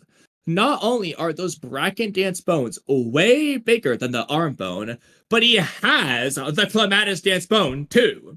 The bracket dance bones will start breaking the shield, then the Clematis dance bone will just finish it off. It already got halfway through as it is. Hell, he doesn't even need the bracket dance. He can just make another Clematis dance bone like he does anyway during the bracket dance. He can just do another arm and he beats Shukaku's shield.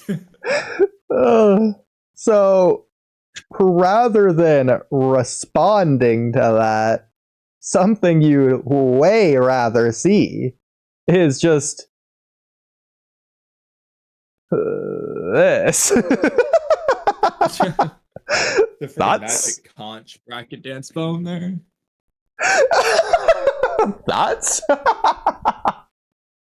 I know you got it from Kimimaro. Oh, duh.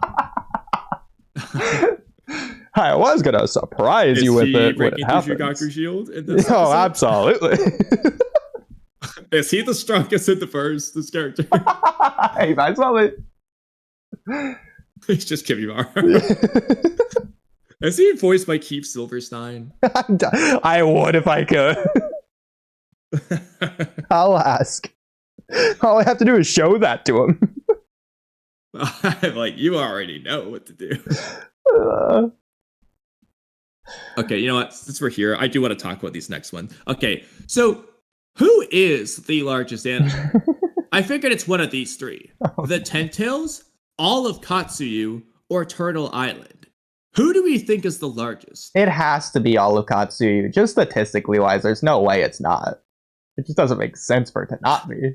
But look how big Turtle Island is. Okay. I think the Ten-Tails is probably not it of these three, even though it was really large, especially if you look at like the Hagoromo filler art or actually just compare the Ten-Tails flicking away the Biju Bomb and like Killer Bee's 8-Tails is like the size of the Ten-Tails' eye. I think the Ten-Tails is inconsistent anyway, ridiculous. I agree. I was going to say inconsistent based on that. Yeah. But if you go off that scene, the 8-Tails, which is the same size as all the other Biju, is the size of the Ten-Tails' eye.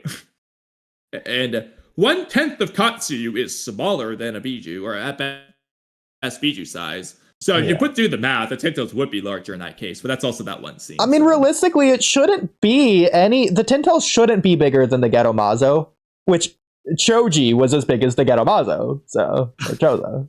Yeah, that's a good point. It shouldn't be bigger than the Ghetto Mazo. I mean, it can be fatter, but like the Ghetto Mazo is the Ten-Tails' body. And once again, we see Akatsuchi make the two mountains to close in on the Ten-Tails, and it's like 3 times bigger than the Ten-Tails. It's like... And I don't think they're doing that to Turtle Island. Exactly. That being said, I think it's between Katsu and Turtle Island, and I don't know if 10 regular Katsus that we see is bigger than Turtle Island. I think it might be Turtle Island. I mean, might be the biggest. Surface area wise, I think Katsuyu, Gamabunta, and Manda are going to be like relative. Yeah. And they're like just about Biju size. Like Shikaku's fatter, but like the Kurama's skinnier, so I think they're about Biju size. Maybe maybe 90% the size of a Biju. Sure. And then how do we think a Biju scales compared to Turtle Island? Like how many Biju do you think can fit on it? Can all 9 Biju fit on it? I'd say maybe probably. I mean, like the thing is, we see like I don't think we get a zoomed out shot of when B goes 8-Tails on Turtle Island, but like he was nowhere near the size. Yeah, exactly. So I'm fine with that. With that. But like what number do we get for Katsuyu? Isn't the big Katsuyu we see 1/20th? Is that the number we get of Katsuyu? Rule's body? Yeah, I think if I remember correctly, Sakura and Tsunade together summoned 1/10 when they do it. Okay, so 1/20th usually. So we assume it's 1/20th each normally. Yeah, in which case, oh my god, are we gonna assume that Killer Bee was bigger than 1/20th of Turtle Island? So, okay, those like 20 barriers that they had to break through, most of those barriers were over the ocean, not Turtle Island, right? I think so, but there's also oceans in, like water in Turtle Island. Turtle Island's kind of a weird island, first place. That's true. Well, actually, it might be the outside is when they do that. Like, I think that might be them leaving Turtle Island. Okay, so they don't do it at all on Turtle Island. I'm just trying to like look for some there. like zoomed out shot. Maybe when Kabuto shows up. When does Kabuto show up exactly? It's after Kisame dies. When he shows up, you might get a good shot of things. Yeah. Just whenever Yamato's thinking, it's around there, obviously. But... I mean, I will give Kishimoto this. Kabuto looks really cool here. Let me see what you got. He just like takes Yamato and goes, oh, I don't have anything on my screen, I'm just saying. Yeah, I can't see what you're showing. I'm not showing anything, so... Now I want to see. I'm not showing anything, I'm just saying words. Wait, when are you referring to then? With Kabuto looking cool? When Kabuto takes Yamato. Oh, yeah. He does look cool.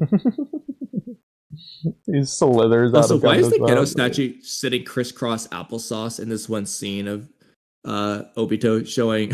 It's probably a Buddha Hindu reference. Probably. Yeah, but like it's just funny to imagine. So like the Geto statue was sitting crisscross applesauce. I mean, that's a good point though, because when it's summoned in the pose it is. So it's not like it was summoned to be in that pose. The Ghetto Mazo had to either move itself into that pose with its weird Nagato Hanzo fight being aliveness, which I don't think it did, or I guess Obito or Madara just somehow physically pushed it to be in that position. Yeah, they just folded them up. Yeah, like that's the only way to get to fit inside the cave. Like, it's like trying to cram it down into a box or whatever. Oh no. It's like stuffing a suitcase that you know is too full. I don't know if the data books give a quantification of how much bigger Manda 2 is compared to Manda, but Kabuto does say he's bigger. Says it exceeds the original. Its strength, size, and sensory abilities all exceed the original. But we don't know by how much. Also, just thinking about it, so Manda 2 is another one of those things that appears and just disappears, never comes back. I mean, like what if Kabuto just summons this versus Itachi and Sasuke? That's just a very annoying thing to have to do. I know Amaterasu, but like a Manda 2 is just fighting you. Like, this thing flipped over Turtle Island. This thing is actually freaking god tier. It flipped Turtle Island. That's beating Sasuke Susanoo, Amaterasu aside. At this point, I'm down to just call Manda 2 filler. I don't even care. Or I think realistically what you could say. Should have just been the real Manda. He should have just Edo Tensei Manda. I don't care. Or something, just Manda. Cool. It's just Manda. It's just Manda. Manda never died. Kabuto saved him. But he literally flipped over Turtle Island. That's crazy. But he's nowhere near the size of Turtle Island. Well, I think it's not that he flipped it. I think it's just that he bit Turtle Island that made it yelp, which made it flip itself over, basically. It looks like he, like, yanked. Oh, wait, no. Datara also. Okay, Manda wrapped around Turtle Island, and Datara, it made an explosion. Yeah, I know. He made a squid clay bomb. I know, but still, I feel like the turtle itself did some of the flipping. Maybe, I don't know. I'm trying to just get a good zoomed out shot to look at this. But either way. Wait a minute. Did Manda 2 kill Turtle Island? Like, Turtle Island's just dead. I don't think so. I doubt Kishimoto was going for It's choking it out. Oh my god. Maybe it did. And then they just got rid of Manda 2 after that. Manda 2 just kills Turtle Island, and they're just gonna, like, never mention it again. I think also Manda 2 just like disappears. Also, it gets unsummoned. So Manda 2 literally has no damage. It just disappears, never to be used again. Yeah, I'm gonna say that Manda 2 isn't a real living snake, unlike Manda. I think Manda 2 is some genetic, scientific experiment algorithmation clone. It is. It's just like Misty, but Manda. Yeah. Okay. Well, there you go. It probably is dead then. Yeah, it probably didn't live long, is my guess, like maybe a year. I don't see why not. No, Kabuto never says it's not going to live long. Well, no, I feel like an experiment like that wouldn't live long. But maybe that's just me. I mean, Mitsuki's alive. Yeah, but I feel like it wasn't made to live long. Why not? It's just Kabuto. I don't see why Kabuto wouldn't want to use it again. There's nothing good to use for the size of Turtle Island. Other than it's big. Well, not that he wouldn't use it again, just that he wouldn't use it long term, because the Warwick would be the really last time I think Kabuto would think he would even need it. Could have used it in the war. I'm not saying it's dead by the war arc 10 hours later. Again, like it's probably lived like a year or whatever if we wanted to, but... Okay, so they could have used it during the war. Yes, they could have. That's not what I was saying, though. But anyway, imagine if Jiraiya's bring down the house jutsu just was Turtle Island. I was just thinking that. Just thinking, yeah, it's even crazier than Madara's meteors at that point. Like literally, like again, that jutsu, the toe just like stomps, ground pounds on you. So now you have the bigger than a village thing just landing on you. There goes the leap village. Don't need pain. It's like there's literally, it doesn't even matter that Turtle Island can't fight. It's already done its job the moment it summons. Exactly. It just needs to fall. I mean, it worked The for same goes for summoning Choji all to of kill Kachi. Jorobo, so clearly there's precedent. Yeah. Yeah, I mean, it would be really crazy if someone just did summon that. It'd be so cool. I know. It's never gonna happen. But But it's cool. for next point that I want to just get out of the way here, because we're talking about everything but Daggers, you're right. Scroll down just slightly, just Real to quick, get more of this topic. okay, real quick. I'm sure the larger the item, in fact, I know it is because they say it through Tenten. The larger the item, the more chakra takes to summon. But I feel like a good amount of the chakra cost isn't necessarily based on the size, but based on the chakra of the entity they're summoning. So, like, Gamabunta, you're probably not just summoning Gamabunta, but Gamabunta's chakra as well, since Gamabunta's, like, using his chakra. Probably. So, I'm gonna just guess Turtle Island doesn't have some crazy, enormous, gigantic amount of chakra. Yeah, just headcanning that real quick. Maybe Turtle Island just is feasible to summon. But either way, at the very least, people like Hashirama, because think about it, Tsunade has to use her Byakugo seal just to, like, come somewhat maybe close to just base Hashirama's natural healing power. And he's got Sage Mode on top of that and all this other shit. He's got Naruto with KCM2 is almost as much chakra as him. And that's Edo Tensei. Hashirama is less chakra than normal. So, like, Hashirama might be able to summon at least a fifth of Katsuyu. Rather than 20th. Probably just does. I mean, if you consider that Naruto is 4 times the chakra of Kakashi, wouldn't be surprised if Hashirama is 4 times the chakra of Tsunade. So, I mean, it's just he weird might be that able to summon Turtle Island. it's weird you can summon part of an animal anyways. Like, I understand Katsuyu can split up, and that's the point. That's a Katsuyu specific. I know, but let's just say it isn't. Katsuyu got real lucky being a slug. Like, imagine if Naruto's low on chakra, he tries to summon Gamabunta, just Gamabunta's severed arm appears below Naruto. I know. That would suck. But, I mean, then again, Jiraiya could also summon specifically only the stomach lining of the mountain toad, which is just like the biggest toad ever. No, I don't know if Jiraiya's just killing the toad every time or what he's doing there, but he's summoning the intestines of an animal. I don't know. Like, I'm if imagining Jiraiya actually just did summon that might be the biggest animal, actually. I mean, because if Jiraiya just did summon that toad, yeah, that's a good bring down. That was Jutsu right there. I'm just gonna assume it's the same as Obito's intangibility, to where it's physically existing in one location, even if it's technically in the other location. Do you think that applies to Katsuyu then? Crap. Now you're making me think. I'm gonna say no. I'm just gonna assume that's some Katsuyu specific ability. I'm gonna search the freaking toad mouth thing here. All right, Jiraiya. It's an A rank jutsu. The Great Toad from Mount Miyaboku's rock dwelling. It's the esophagus. It summons only an organ. Oh, at least it's not a sarcophagus like Gaara's jutsu. Is this thing? Oh, like, I wish we saw this toad. Just a zoom out shot of it. It's about, well, I know how big the stomach is. It's about one hotel hallway long. Well, this is the esophagus. So, what percentage of the human body is the esophagus? I forget the surgery, but you can, like, cut off part of your stomach to where you can't eat a lot. You get it for fat people, so they can't eat a lot, so they have to get smaller. I think they cut the esophagus, or they tie it, or something. No, the esophagus is just, like, your swallowing muscles. Okay, so it's not the esophagus. It's something. I don't know how it works, though. It's part of the stomach. Yeah. It's about 10 inches long and 1 inch in diameter. A very small percentage of its mass and volume.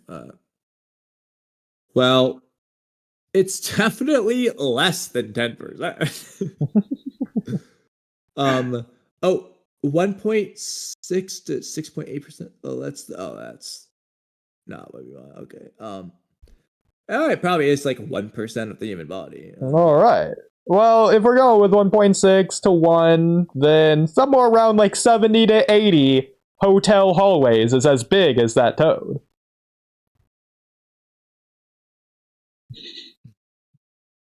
A 100 hotel hallways. How big is that? About as big as a hotel. Hotels definitely don't have 100 hallways. It depends what hotel. If you got like 10 stories and you got like 10 hallways per story, it's a pretty big hotel. What is the biggest hotel in the world? At the very least, it's like a skyscraper. That at least has 100 stories. This has the most rooms, 7,351 rooms. Oh my god. Hotel. I want to know how many floors. So stupid.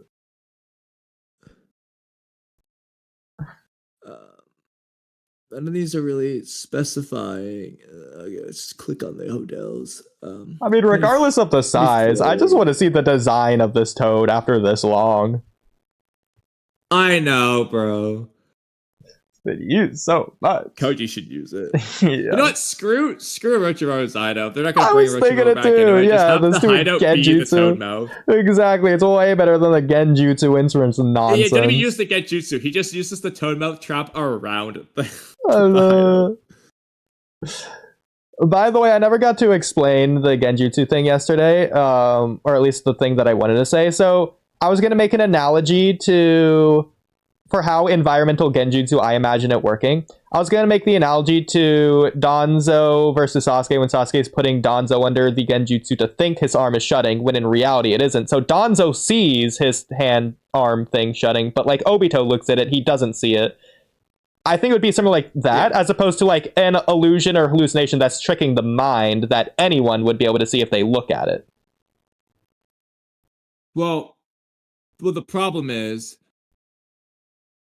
the Danzo case, that is what's happening to Danzo. It's just Sasuke only uses it on Danzo, so it's not going to affect Obito. Yeah, well, that's what I was saying. So in this case, it would be like for Koji, if you look at the cave, you'll be put under the Genjutsu to think it's closed. Correct. When in reality it's open. Whereas if you have Katasuke's Genjutsu blocking goggles, then you would just always only see it as open.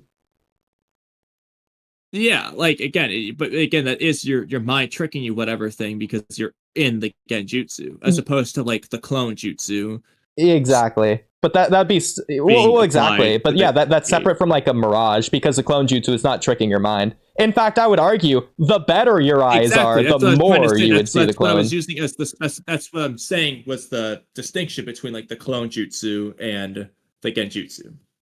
Yeah, no, I agree. Yeah, because it's not meant to trick the eyes. But yeah, so would you agree with me though? Because I was thinking about that. It's kind of interesting. I think the better your eyes are, the more you'd be able to see the clone jutsu, rather than the other way around. Like, it's almost more effective for the opponent if your eyes are better. Like, considering Sasuke with the Rinnegan can see Limbo, I understand that's not the exact same thing, but like, hypothetically, him versus like Grana Josephine with the glasses on, is like, could she even make it out? Like, who knows? I mean, but in canon, the way it works, though, is that the people with the better eyes can't just tell they're fake, so... Well, that as well, yeah, so... That too.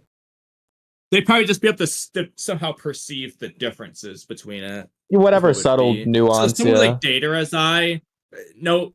we don't really know what the hell is up with his eye, but, like, he might be able to just tell them apart, because his eye is so good. Yeah. But I think that would be the difference between, like, an environmental Genjutsu compared to, like, a Mirage. Yeah, like, again, it's just the Danzo thing versus the clone jutsu. It's just a little bit weird to call it the art of illusion when you have things like clones that are the art of illusion. Or well, jutsu they're not, they're illusions, but they aren't art of illusion. I mean, maybe sorcery, Sai would disagree. I'll say this. Illusion is cooler, I think, but it should be like the art of hallucination to make this much more clear-cut. Hallucination versus illusion.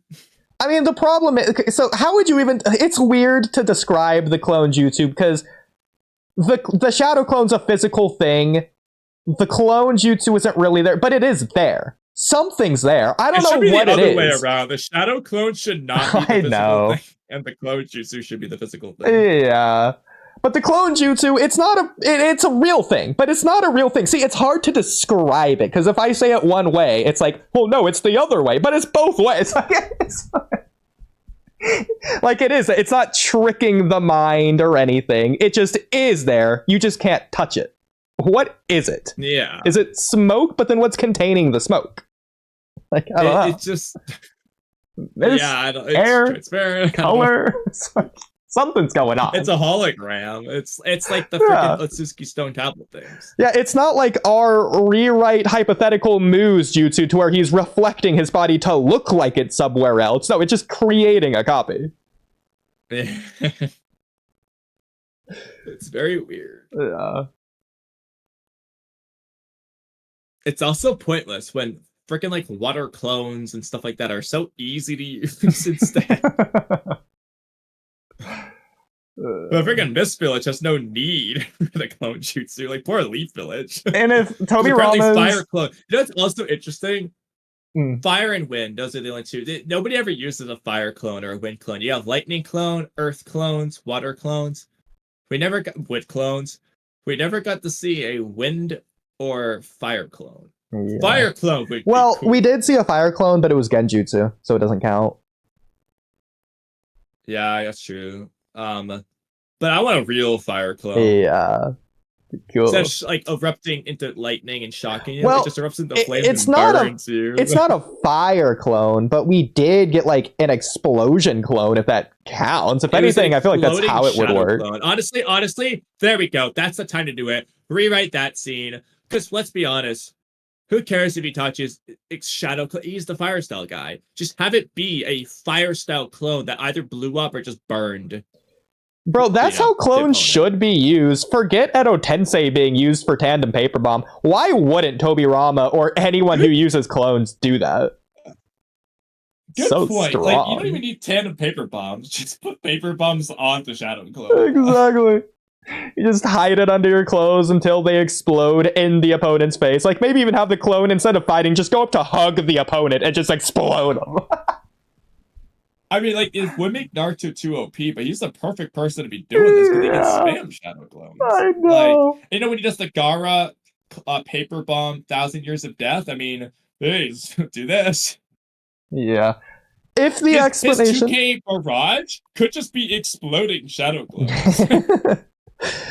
If the explanation for why Toby Rama did make the Shadow Clone is because he wanted to make a clone variant that everyone can use because nobody else has wood style and he saw Hashirama's wood clones, then that's cool, but it doesn't make sense. Also be why it's forbidden. But that doesn't make sense, because why is a Shadow Clone technique forbidden for using so much chakra when the Lightning Clone technique uses more chakra and isn't?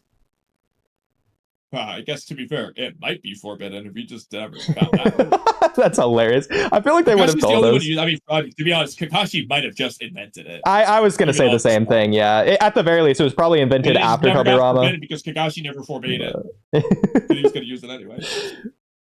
Yeah. I mean, Tsunade still forbade. Yeah. I mean, Tsunade forbade the Rasen Shuriken, so... It's not like jutsus can't be forbidden at any time, but it's weird. Yeah, you just do it when whoever wants to forbid it can just do that. Can I also just call cap? It doesn't make sense for the Lightning Clone to take half of Kakashi's chakra, or a third, or whatever number you want to use. That's way too much. Especially concerning actually, I think there's a plot hole.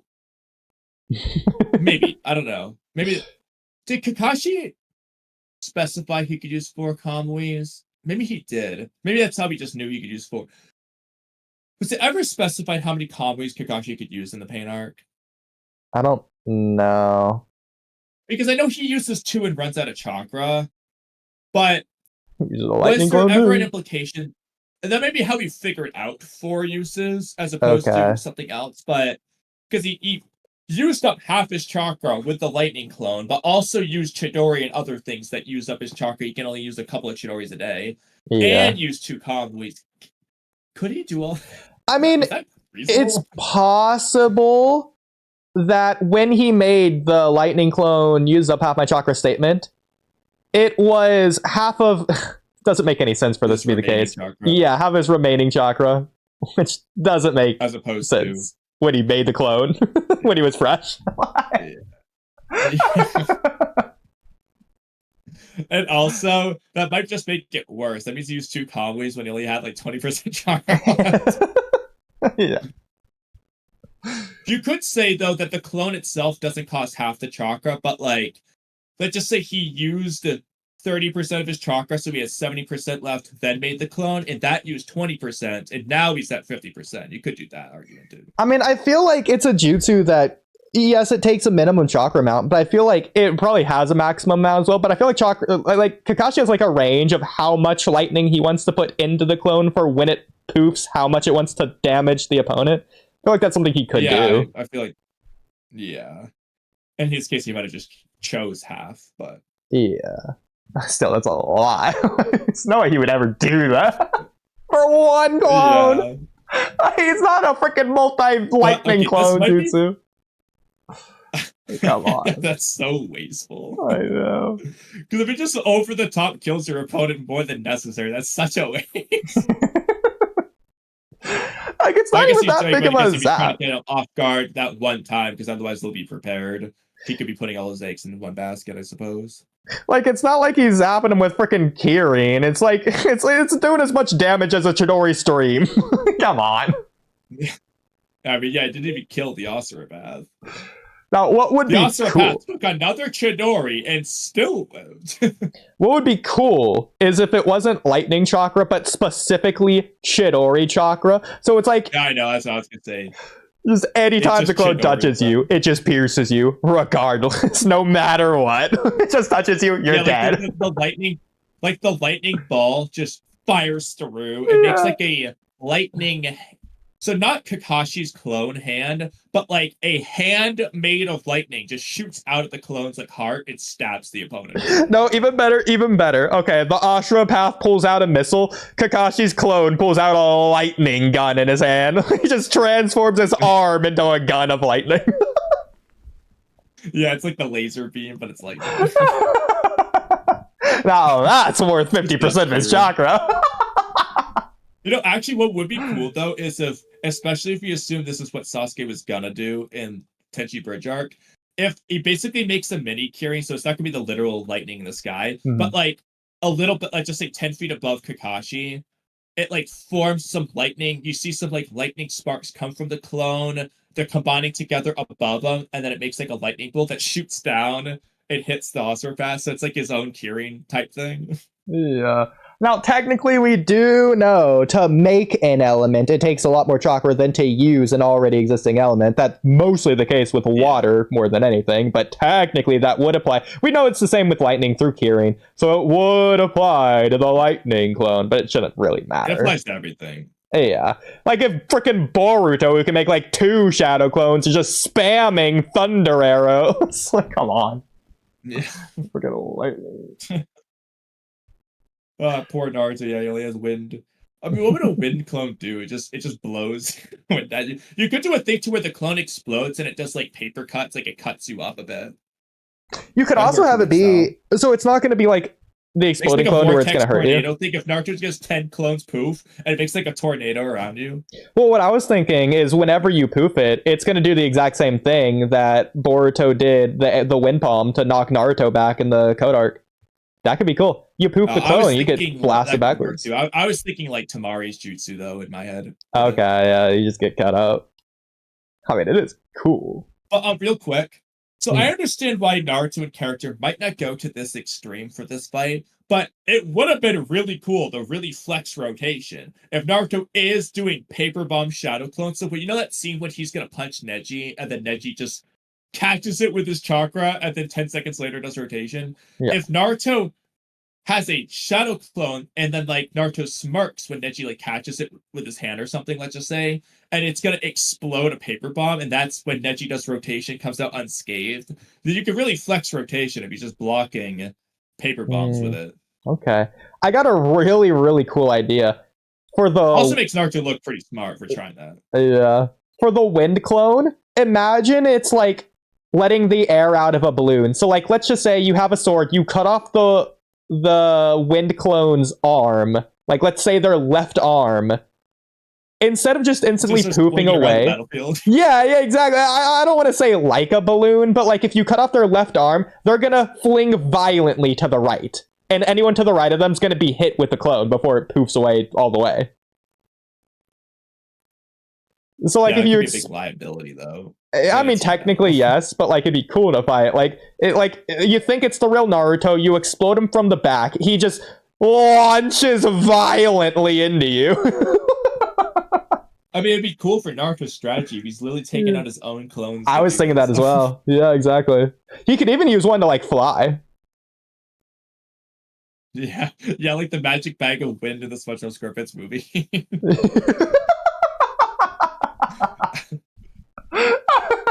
But anyway, because I never started oh no. To scroll down just a tiny bit to where it says, I'm sure I've said this before.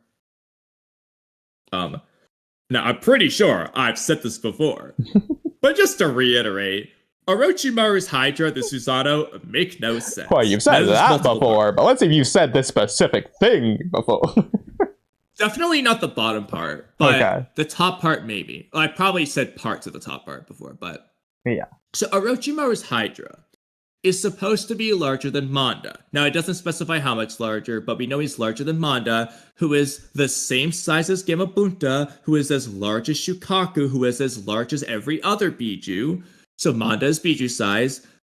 And Orochimaru's Hydra is supposed to be stronger than Manda, who was stronger than Gamabunta based on that fight in the Search for Tsunade arc, who was relative to Shukaku.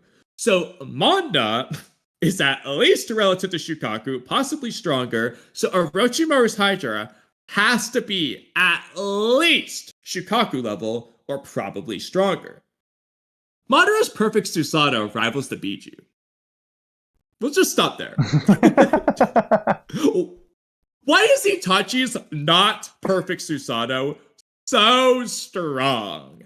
I get that he has Yara Mirror and the Totsuka Blade and all that, but his Susanoo is perfect Susanoo level. What's the point in having the perfect Susanoo when instead the other Susanoo could just have different OP weapons like Itachi? Why bother? Itachi is the only Susanoo in manga canon who never becomes a perfect Susanoo. But it just is that strong anyway. Why aren't they all the same? What the heck? So, because again, Sasuke's Madara's perfect Susanoo is supposed to be a big deal. It's way stronger. Sasuke gets that. Oh, cool. Kakashi gets that because 6 pounds. Oh, cool. Except Madara's perfect Susanoo rivals the beach. But that's because we have talked about this statement making no sense in the past. This is the real crux that folds everything else apart. This statement just isn't true. Like, if anything, the only way this makes sense is if they're just referring to the Susanoo itself, just existence alone. Like, no sword, not even attacking, just standing there. It rivals the Biju. Like, Madara, if he jumps up in the air and uses Susanoo, it's the bring down the house jutsu. It's as strong as that. There you go. It's like, that's what they gotta be referring to. Because otherwise it doesn't make sense for Madara to be rivaling Hashirama, who's above all the other tail beasts. I mean, I guess to be fair, Hashirama has the wood style hacks and Madara has the Sharingan hacks against the Biju. So you could say, like, they're out haxing the Biju, but their Susanoo or Golem are Biju level of power. Okay, but that's not the case when Madara's Limbo, who are relative to Madara, are fodderizing the Biju. I understand the Biju can't see the Limbo. It doesn't matter. They do just one-shot kick them, knock them out. Like, he's casually no-diffing all of them, even with his actual body, to the point that he doesn't even care if Shukaku causes him damage. Like, he wants Shukaku to shoot him up with sand. And literally, like, and he breaks out of Gaara and Shukaku's sealing jutsu with a regular Susanoo. So it's just But I guess at the same time, I know this was All 9 Biju, but All 9 Biju did their tail slap on Madara Susanoo, and it did break that Susanoo and hurt Madara. But that's All 9 Biju. So All 9 Biju combined are stronger than the not perfect Susanoo. Okay. But how does that Susanoo compare to 1 Biju? So, do we even know that it did break the Biju, or did Madara just deactivate it and jump away when his arm got cut off? I think you see it hit the Susanoo, so... Well, that doesn't... Assuming that's true. Negate what I said, but you could say it implies it, that's fine. Well, it would be really weird to just deactivate it. That's fine, that's fine. He just really wanted to lose that arm. I mean, he did, though. That's the problem. I don't know why he did, but he did. Like, I get Madara as a warrior. This is the Naruto verse where none of them care about losing an eye, but I feel like losing an arm would freaking hurt, bro. Like, there was no point in doing that at all. Exactly. If you want to taste blood, I'll just cut yourself. Like, you've already felt pain again because Sasuke stabbed you immediately. So it's like, you don't need to keep doing it. True. That's a good point, actually. Why does he have that revelation about blood and pain after he's already had that scene with Sasuke? That doesn't make sense. He should have had that moment earlier. Listen, he's just that strong. Sasuke stabbing him didn't even hurt. Scene. It just doesn't make sense. He just has like, he's been in so many battles. His pain receptors are basically numb at this point. Yeah, didn't even realize it hurt.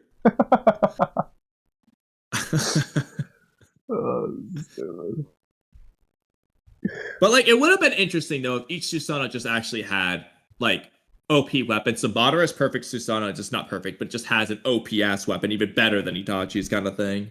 Yeah, if you could do a thing like that. Unironically, but it is kind of weird that like Itachi's just is.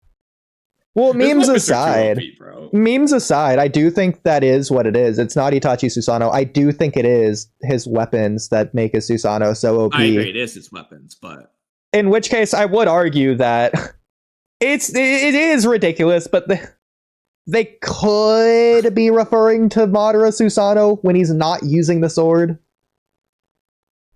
It's ridiculous, but they could. Well, it's right after he does the sword slash, though, so it's gotta be in reference to the sword. Okay. Like, he's literally referencing the power of what he just did. I don't know. I also want to know where Itachi found the stick in Yada mirror. Like, they were really like, oh, he found the Totsuke blade, but nobody want to talk about the Yada mirror? I mean, where did you get that? I feel like it has to be the same place. It only makes sense. So, I mean, the statement here... Retrieval wasn't looking for the Yada mirror. Oh, God. But the statement here, Madara's perfect Susanoo rivals the Biju. Well, it's not saying a Biju, it's saying the Biju. So all the Biju together. Yeah. That's at least better. Except that it's possible, but like, then adding Kurama to your perfect Susanoo is not really a big deal. He could also be referencing the power rather than in totality, because obviously his defense, I do think, is stronger than a tailed beast with the Susanoo. Yeah, I think it's like the power. Like his attacks are probably equal to like a Biju bomb, basically. Sure. So yeah, just like his sword swipe is a Biju bomb. I'm fine with that. But like, I know it's Kurama mind space, but Kurama's tail did just deflect a massive Rasengan or a Rasen Shuriken, whichever one it was. His tail just flinging away. So, well, to be fair, that was Kurama's fur, not his tail. Either way, I'm sorry. And then Shukaku specifically does specialize in defense. Well, that's technically unfair to say, because he specializes in defense, not durability. Yeah. So it's a little bit different. Well, his sand is durable, and he's made of sand. Well, his sand isn't durable. His sand shields. Except he's not durable because you can just chop his arm off. Exactly. His sand isn't durable. His sand shields are durable because he can compress the sand so much. Yeah, but he should be able to compress his own body. Just compress his body. But he just doesn't. Now, what would be really cool is if to fit inside the pot and the Boruto thing, he doesn't just poof in there. He just does compress his body. Yeah, so he's like hard as a rock, bro. Like you can't hurt him in that state. And in fact, he does it not to get in the pot, but because he's scared of Orochimaru damaging him. And so this is a form that he can't be damaged cool. in. Yeah, I like that. Oh, I like that a lot. Yeah, that would go with his also, defense. they could do a lot of funny memes with it. Whenever Shukaku just doesn't want to get hurt, he does that, and then he's just like, it's like when Kirby turns into a rock in like Super Smash Bros. Like you just can't hurt it. Well, that's objectively like true. You can make shell. the percentage go up. You know, I was thinking about a turtle going to shell, yeah. But either way. But anyway. I like that. That being said, right now. So okay, I did have two more topics. Okay, first of all, before moving on to those topics, which tail beast do we think does have the greatest durability? I'm gonna say the Seven Tails Chomei, just because it has that chitin, like the chitin around it or whatever, the insect shell skin, whatever. Maybe, but we never got to see what that translates to for that tail beast. And whereas the Seven Tails should be stronger based off tail count, I'm pretty sure turtle shells are stronger than chitin in a bug. So I feel like I'd be inclined to say the Three Tails. I mean, whereas that's fair. I feel like at the same time that's the shell. Would we count the shell as part of its body? I guess that's fair to say. Yeah, but at the same time, for the Three Tails, I don't know. That's like saying my body is really hard because of my toenails. Like, I feel like it's a little bit weird.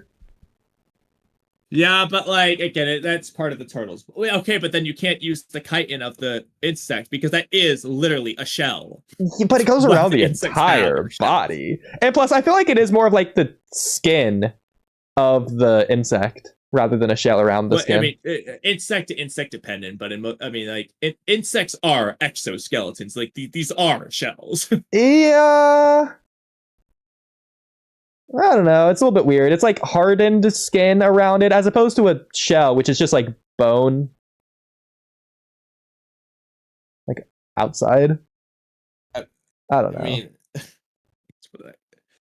I would consider in the same line. I would go with the Three Tails.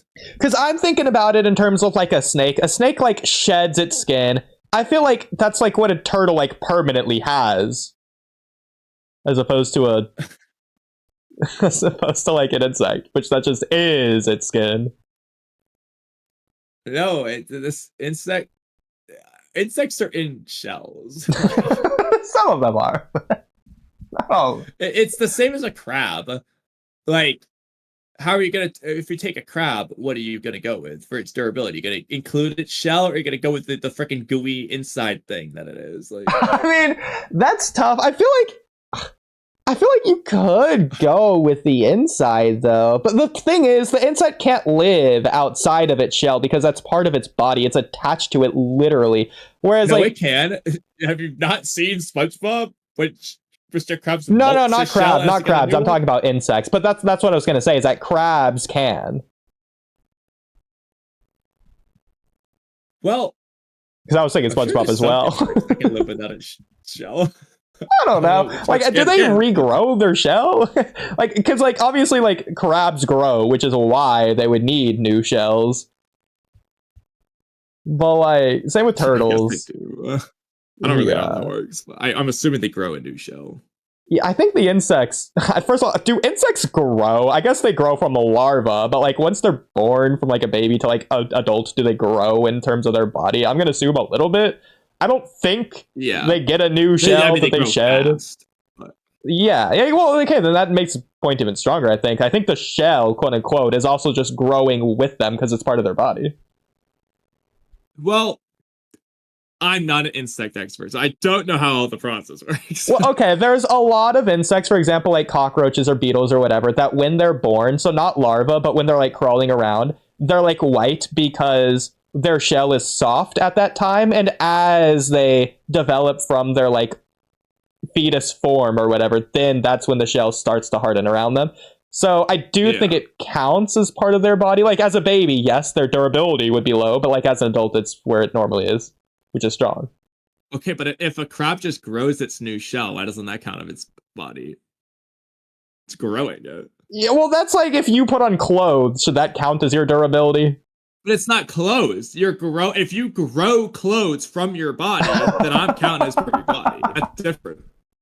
It's not like the turtle just went and picked up a rock and sat inside it. Well, okay, at that point, Kamui, let's just say you get, like, scraped. It's one giant scrape. Ignore the plausibility of how. One giant scrape across your entire body to where your entire body has one large scab around it. Like does that count? Are you stronger? Healed all the way Yeah. So what was the question? Does that count as what? Does that count as the strength of your durability at that point? The scab? Well, no, because it didn't get. I mean, the durability of your however much you got through. I mean, your body grew the scab. Well, right? So wait, you're saying does the scab count towards your durability? Yeah. Like as a shield? Yeah. Well, I guess I don't know how effective it is, but well, no, but like what I mean is like, would you count the scab as a separate thing in terms of durability, like it's a shield, or would you count it as part of your durability? It's just your blood that clotted. It's literally your own cells. Like, okay, but what I mean would it count as like a turtle shell, where it's like this external shield, or is it like, are you counting it as a part of like human durability? In this hypothetical to where it is happening. Well, it's not really like I mean, that would just be your at that point. That just would be your new skin layer. So the scab itself isn't like a shell. So I feel like I'd be more inclined to just put it as not shell human durability. Like, yeah, I'm not gonna pretend to be the scab expert, but from what I understand, I don't think it's the new skin layer. It's on top of it as the new skin layer is healing.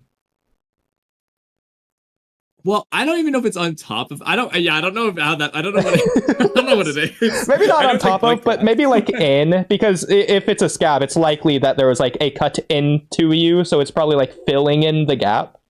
Probably like a little bit puffed out as well. All right, I'm just gonna search. What is a scab? I mean, like you said, it's just like hardened blood, but it's probably like other stuff too. A dry, rough protective crust that forms over a cut or wound during healing. But yeah, it goes over the wound, but is it over the skin? Like, okay. Exactly. A dried blood clot that acts as the barrier, shielding the injured area from infection, promoting skin regeneration. The underlying skin repair system, I guess it is outside. I guess that's why it gets like lumpy. Yeah. The skin heals below it, I guess. Which also makes sense how sometimes you can kind of peel the scab off and there just is skin there, so. I mean, if you want to count the human body as making it, quote unquote, technically, it sounds like it's more of a natural process more than anything else. Like, yes, the blood leaves your body or whatever. Okay, the turtle shell is natural process, dude. Yeah, okay, yes. I don't know, it's like the blood's coagulating. Shells. I'm trying to come up with the most reasonable thing possible for a comparison here. If it's not scab, I don't know what else to compare it to.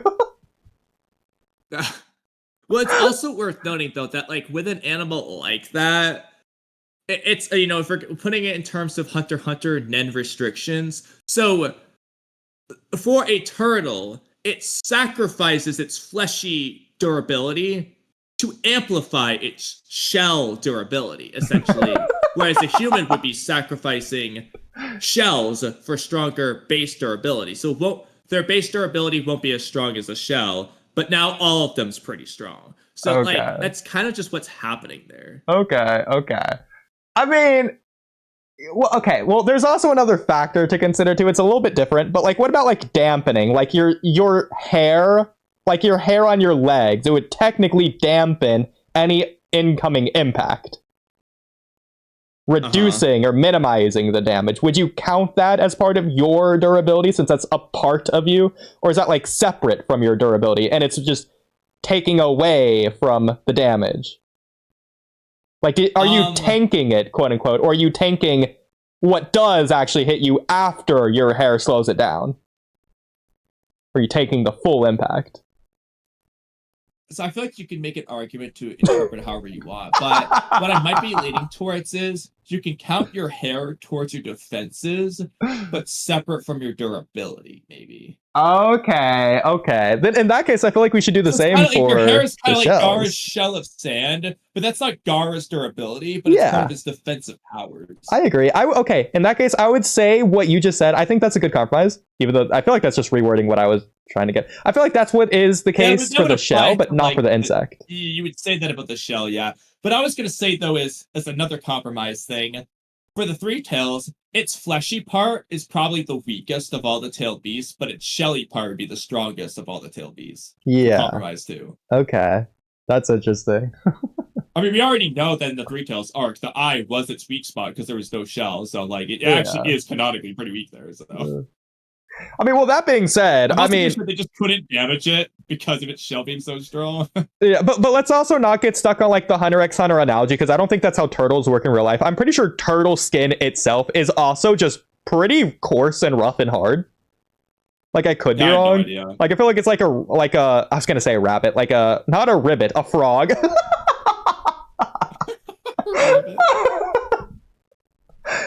Okay, write that down for blank troll. Yeah. Or ribbit.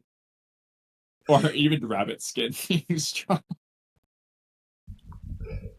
I'll we'll call Koji's toads a ribbit. Not a rabbit, but a ribbit. And then I'll even add, you know, like a frog. You can also add, call Koji's toads ribbits. It's like Koji's ribbit. Okay.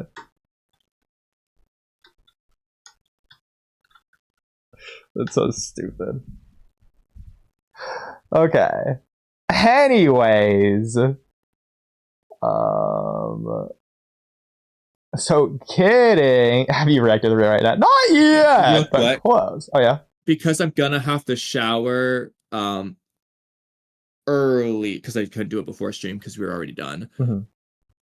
Cutoff time is gonna be the hard cutoff time will be 10 to 10:15 instead of 10:30 when I just need to be gone. So okay. We need to decide if we're just gonna keep the meme going and not do the Dygo react. Well, keep in mind, keep in mind, it is, I think, 10 minutes more is left in the episode, which isn't a lot. We can do that in an hour, so I'm not worried about it yet. And I only have 2 topics, and I don't think they're going to take long.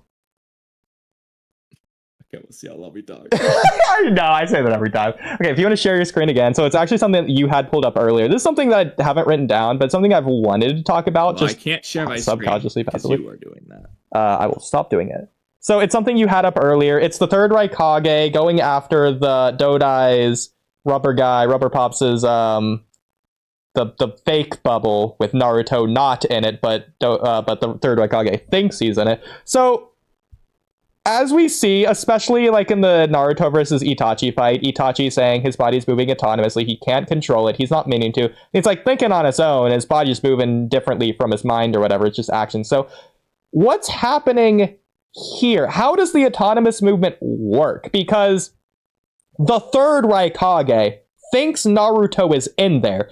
That's why his body, which doesn't... He doesn't want to be going after Naruto. His body does. The third Raikage thinks Naruto's in there, so I guess his body thinks it's in there. I don't think Kabuto's controlling the third Raikage at this time, right?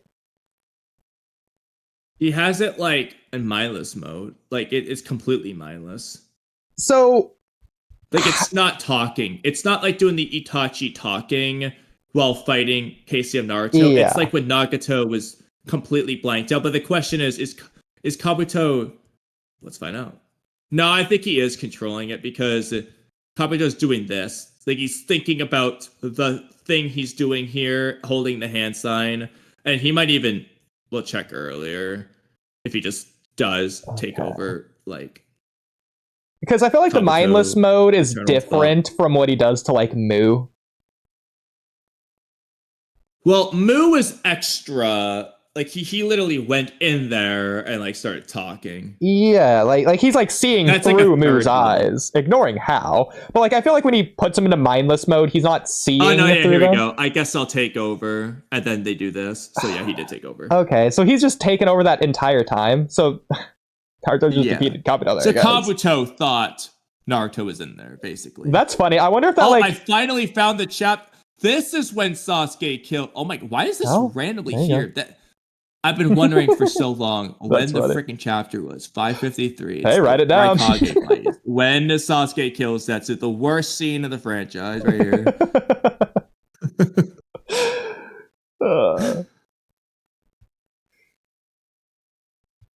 So unnecessary. Yeah, you know what? Yeah. Why would you do this, Sasuke? Why would you do this, Ikimoto?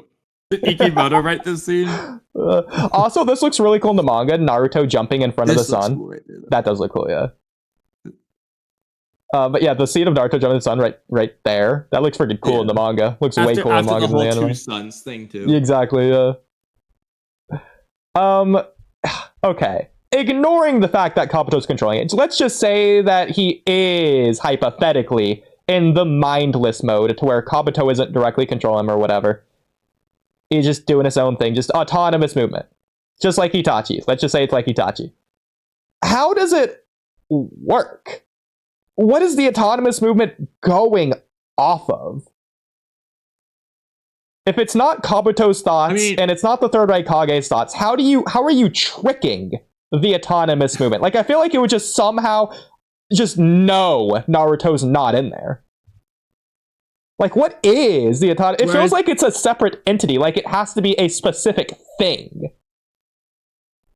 Whereas I could definitely see it being a thing to where it just has sensory powers that just override everything. Weird. My assumption is that it's... Whereas it does seem to remove some of the intelligence aspects of the character when you take over their minds. It seems to be, rather than their intelligence, but like some of their cognitive ability, like basically their innate brain functionality to see, hear, and just kind of like, not strategize, but just sensory perception and comprehension, if that makes sense. Like, yeah. It's just like a dog running on instinct, or the Ten-Tails running on instinct, as opposed to Shikamaru strategizing kind of thing. So I assume it has like basic cognitive functionality, obviously. It's just not going to be like using the Third Raikage's strategical genius if he has it. Yeah, so let's just say the Third Raikage's like Tobirama, to where he's able to overcome the Edo Tensei, but only just. Instead of like lifting a finger, the Third Raikage can only close his eyelids. If he does that, then I guess the autonomous movement's going based only off of what the Third Raikage can hear, and if you plug his ears, does the autonomous movement just shut off? Is it like he's asleep? He just stops moving entirely? Like, what happens? I guess unless you touch him. I don't...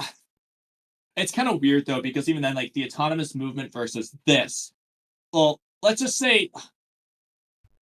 Okay, separate from Kabuto taking over, though, I think there might also be a mindless autonomous movement mode as well. Where, like... It's weird. I feel like he does do that at some point, to where somebody's mind gets taken over, but it wasn't like him taking over. It was just like, we just turned off their mind. Like, I feel like that might have happened at some point, but... At the very least, that's what Orochimaru does with the first and second Hokage. He's not, like, controlling them. We know this because he turns and yells at them to give them commands. So...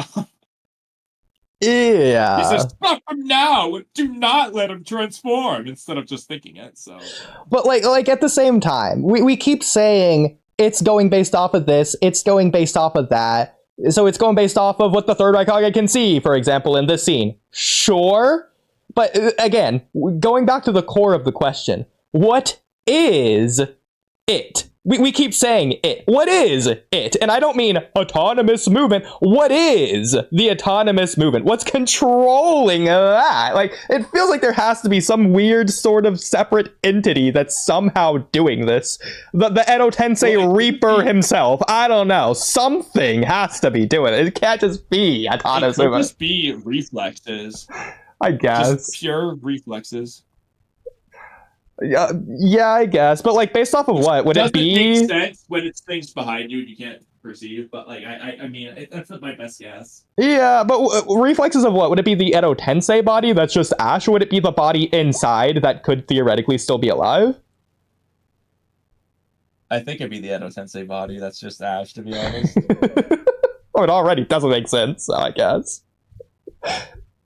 But like, I don't think it's freaking Zaku's reflexes. No.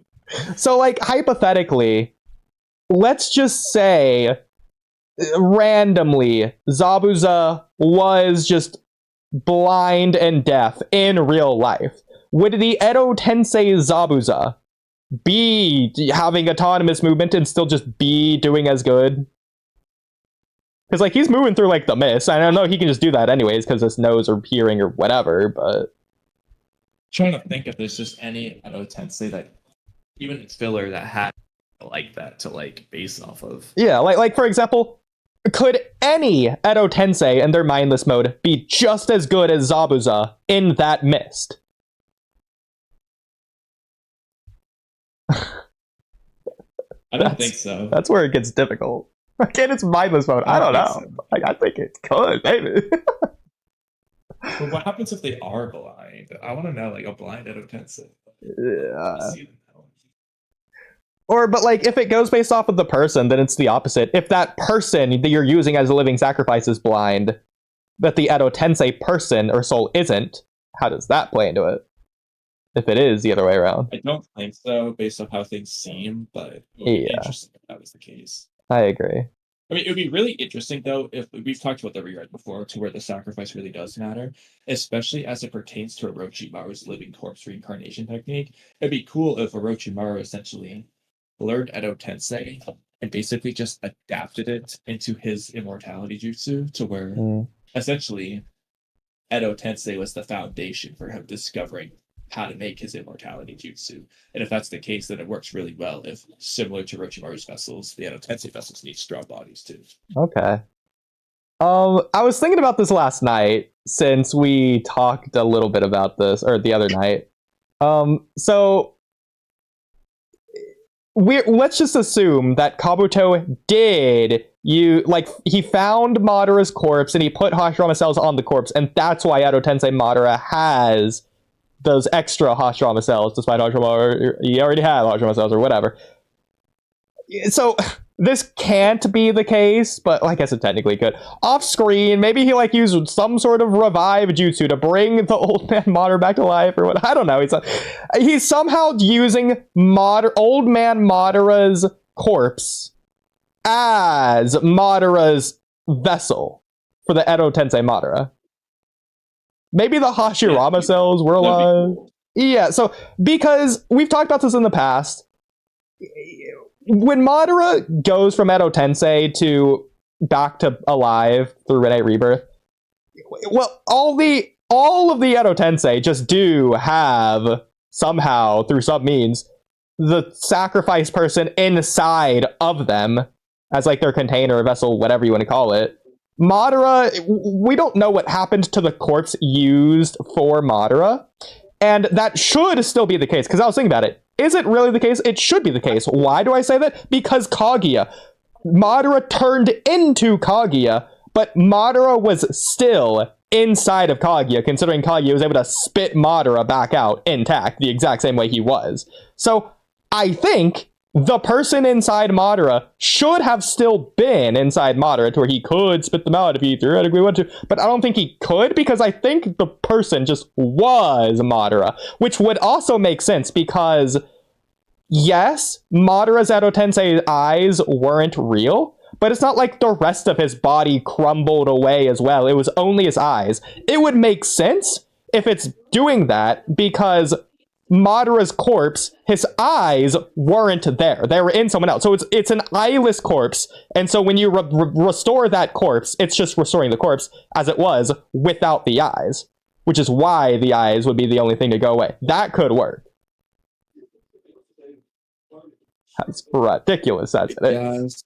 But yeah, I'm still hung up on the fact that like the corpse inside Madara it was just creation of all things, omnipotence poofed away from existence. Just deleted from existence. Because again, you can't just do that. If you wanted to use the Rene Tensei on the person who was Madara's sacrifice, what happens?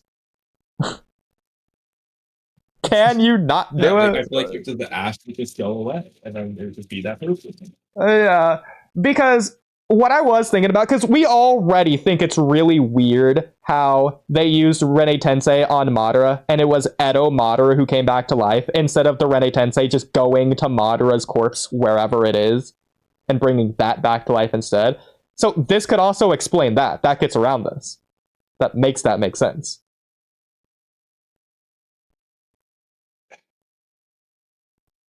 Well, repeat your part on that regard again.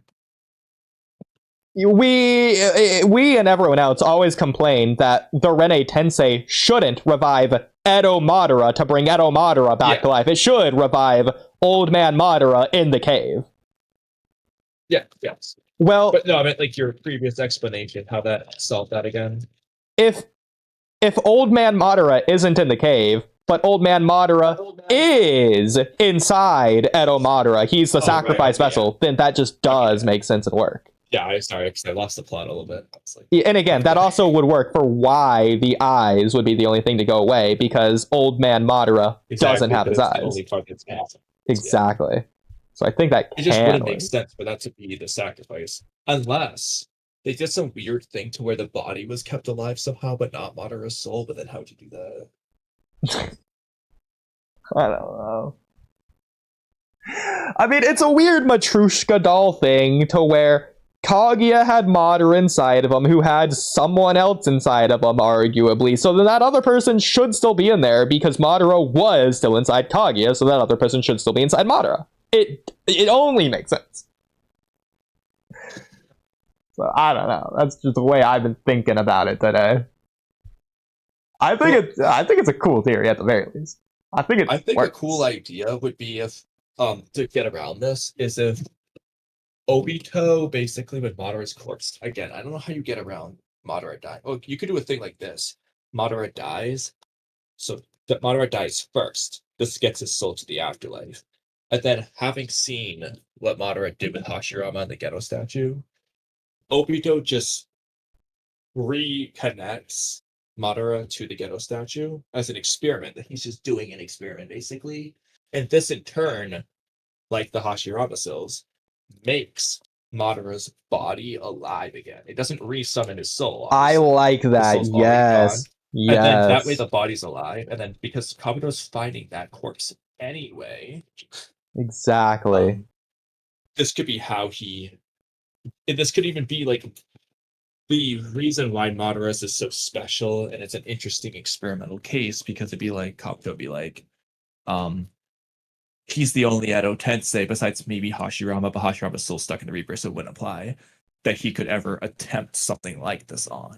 I'm excited. And that's how he gets the Hashirama cells into him, because Kabuto would take the Hashirama cells.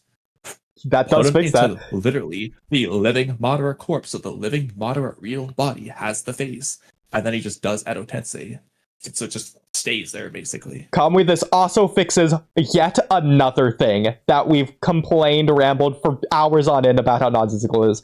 This also fixes when Edo Tensei is undone and Madara redoes it.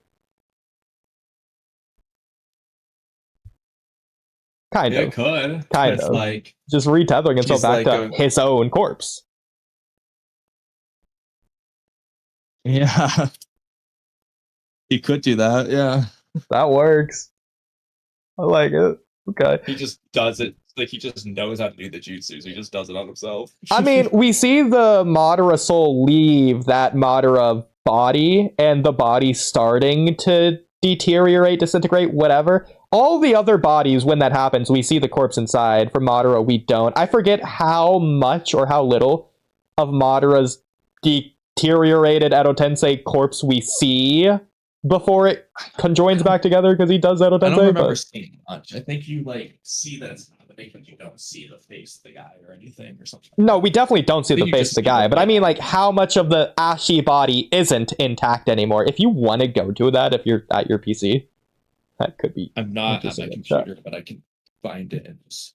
Okay, I guess we'll check it describe it when we can, or should be like chapter 590, probably. I'll go to it. Okay. You're sharing your screen, but that's okay. I'll just do it on my end since you're not at your PC anyway, so it doesn't really matter. 590. It's okay. I know on the colored website that chapter is just randomly inserted in a random spot somewhere. That makes it annoying. I don't know where. Yeah. Okay. So here, it's the light. Oh, it's 591. Oh, might 591? be 591. I'm not sure. It might be, but 590 definitely is a good starting point at the very least. Like, the light's on Madara and he's like floating up in the air, and then we're getting a lot of Itachi flashbacks, so it probably is 591. We need 591 though. Yeah. Okay. 590 ends with the Itachi forehead thing. Okay, it's between on the colored websites between chapter 544 and 545. Found you. What? You just see his soul just pop out of it, but like his body is just like crumbling. It's like apart, but you're not seeing the person at all. Yeah. So is that just it? Did he do Edo Tensei here? Yeah, you never get to see any of the body inside. Something out of the Jutsu casting. But you could do a cool revelation there to where you do see the body and it just is Madara. Yeah. That's how it's revealed. Like Kabuto can vaguely hint it without giving the answer, and then this is where you could get the answer. Yeah. Sorry, you said 540 was what? It's in the colored version, you said, of yours? And the colored version, it's just an error to where they have 591. It's just inserted between chapters 544 and 545. That's weird. And they just never fixed that. So in the manga, what chapter does he do Edo Tensei? Because in mine, it goes from 590, he hasn't done it yet. 591, it's already happened. Oh no, that's 592. I just don't have 591. Unless I can press the next chapter. That's what I'm trying to explain to you. If you go to if you scroll on the chapter list after 544, it's just randomly 591. Okay, I see. Yeah, that's funny. I know it is annoying. Wish they would just fix it. Yeah. Now I see. Okay. Yeah. Interesting. Just looking all throughout here. Yeah. Okay. It is kind of funny that Madara's soul can still use Susanoo, but whatever.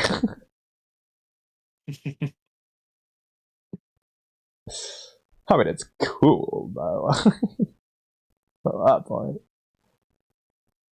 But yeah, we don't really see anything. Okay. Tensei release. Yeah, it also doesn't make sense that Madara's releasing the released Edo Tensei. Like, what? Oh, whatever. Anyways, glad we got that settled. I had one more thing since you mentioned Lee's strong fist earlier in comparison to Neji's gentle fist. So yeah, this might just be a dub only thing, and I was just like looking at the fight or whatever. So right before the Sasuke versus Lee fight, or during it or something, I forget exactly when it is, but I was watching it like yesterday, just like vaguely on the TV or whatever. So Sasuke says something along the lines of he's commenting on the fact that he can see chakra in Lee's arms, and I thought that was weird for him to like note that or point that out. Like, what's with that? That's some chakra in his arms he's got there. Yeah, like that has implications. So that implies he has more chakra than other people have in their arms, or that having chakra in your arms is like a unique thing rather than the rest of your body.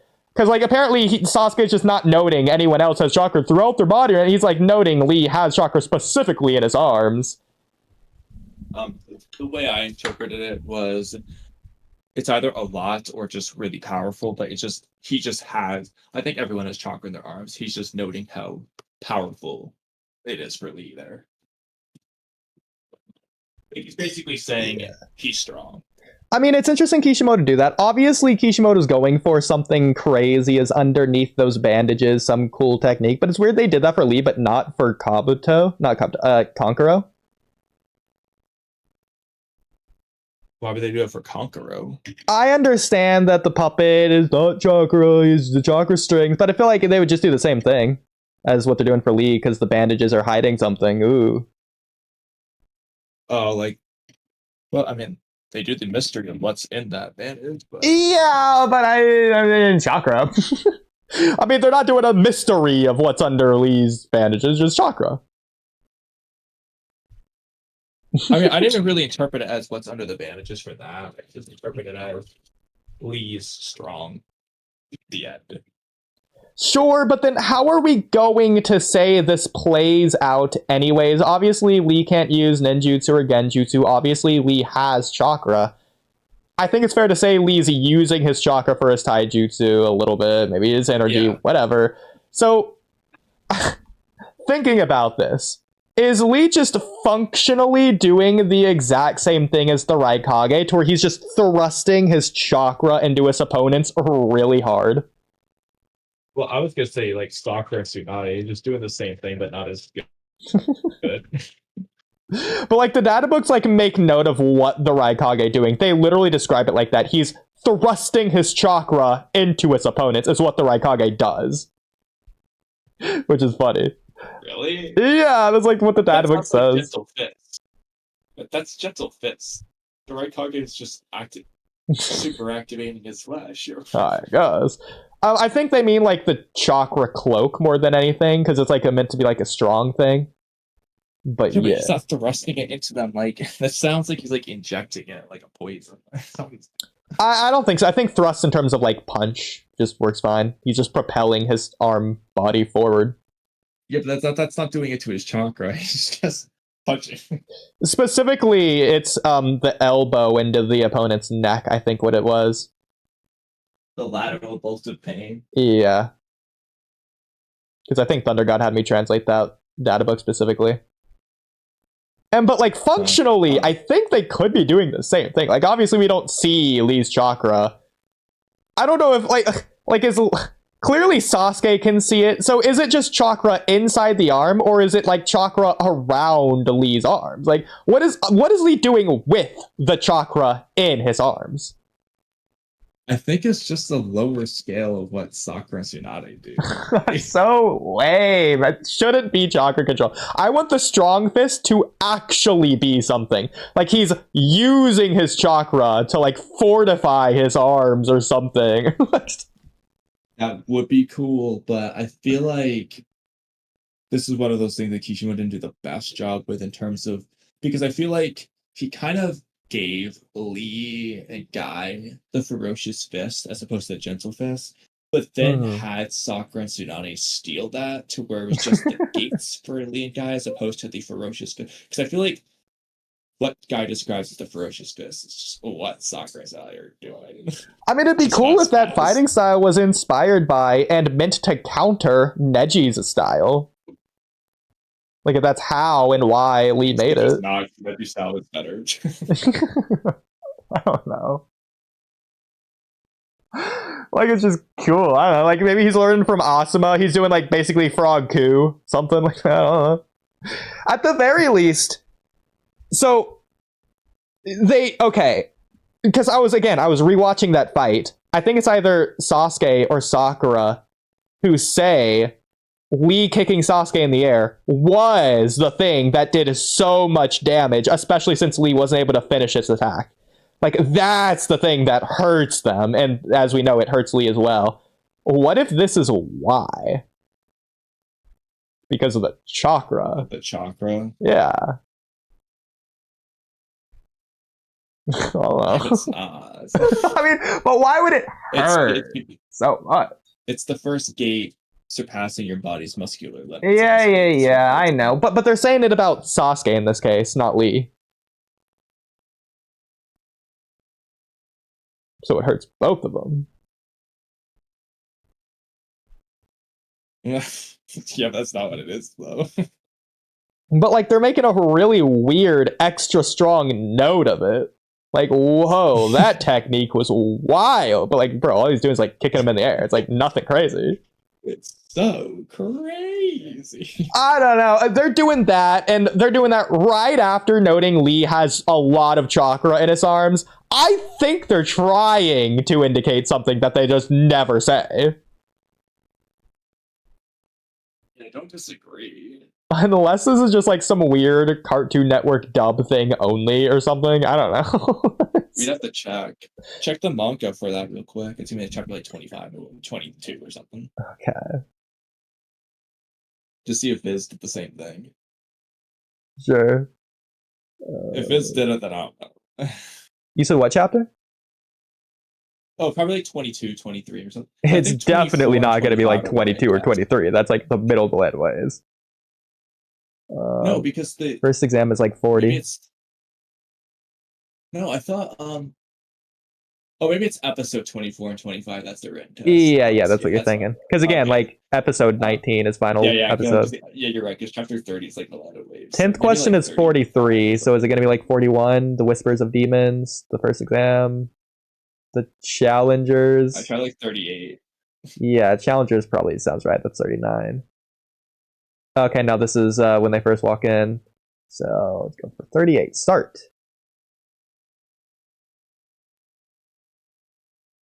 Okay, yeah, that's already where the technique is happening. So Sasuke-kun! And Sakura catches him. Are you fine, Sasuke-kun? Sasuke got his butt kicked. What the hell happened when I was knocked out? He is trembling. He can't even defend himself. That right there might be the line that they did in the dub. They didn't say that. They said something else, but that might be what they adapted from this. But then also, right after that, which is interesting, Lee says, so you saw. That's indicating something's happening. Something extra is happening here. Because Lee's looking really, like, weird about it, too. What chapter is this? I gotta see this. 38. Here, I'll send a screenshot in chat. If you want to do it that way. Okay.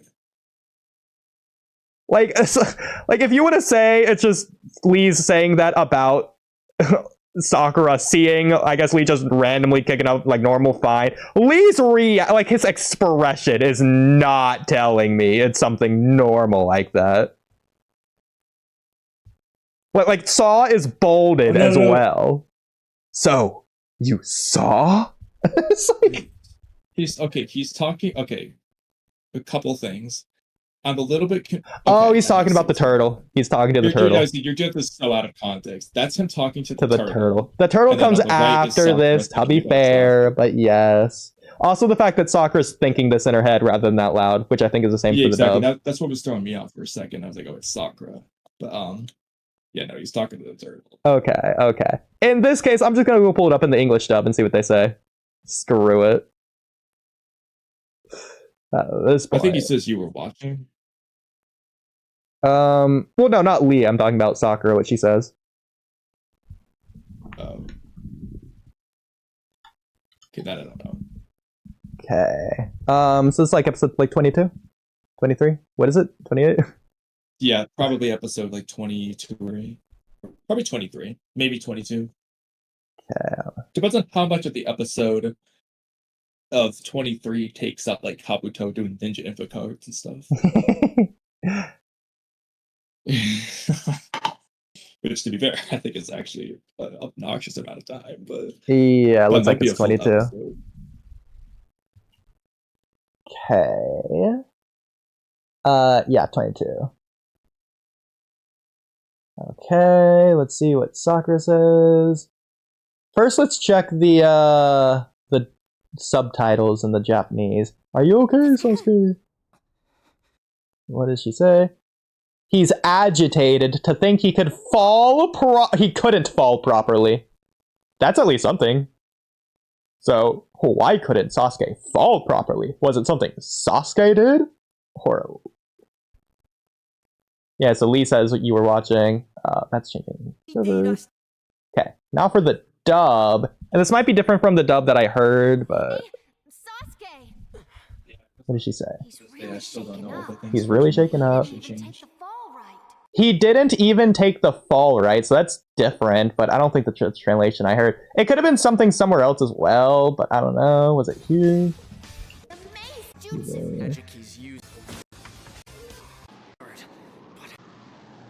Okay, does Sakura say anything when Sasuke's kicked? He got around my guard, but how? What kind of jutsu is that? And Lee explains it's Taijutsu. It's not ninjutsu or genjutsu, it's Taijutsu. Sasuke lands, by the way, from that one, that first one. Naruto wakes up. Sasuke and Lee are fighting. Pretty relative. He just elbows him to his gut, and Sasuke looks very hurt. He was being so this chapter. Compared to any other scene. Oh my god. Oh my god. Okay. Kamui. Lee isn't using ninjutsu or genjutsu. Look what I just put in chat. In general chat. Okay. That's what he says next.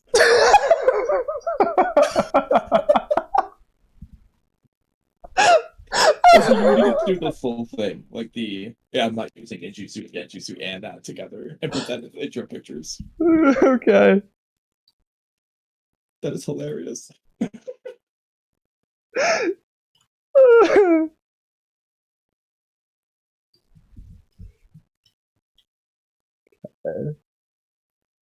a screenshot of this. I'm just gonna put unexpected gem right there. I know.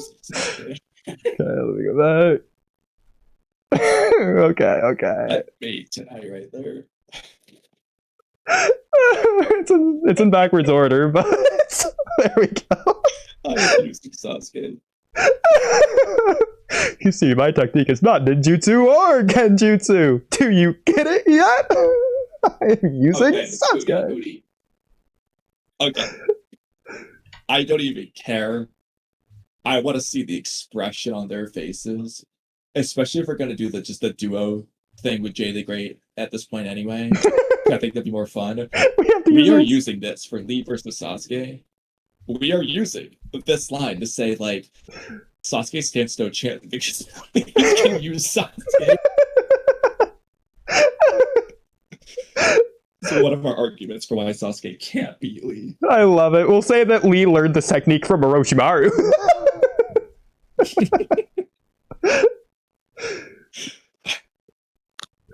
Okay. I have to go to the bathroom unbelievably badly to the point that I don't even want to spend the 20 seconds to pull up the clip for the rewrite episode 1 thing, but I'm going to do it anyways. Okay, because I was going to say, I'm about to run a blender. I thought you were about to say bladder. Listen. Like, that'd be relevant, I guess.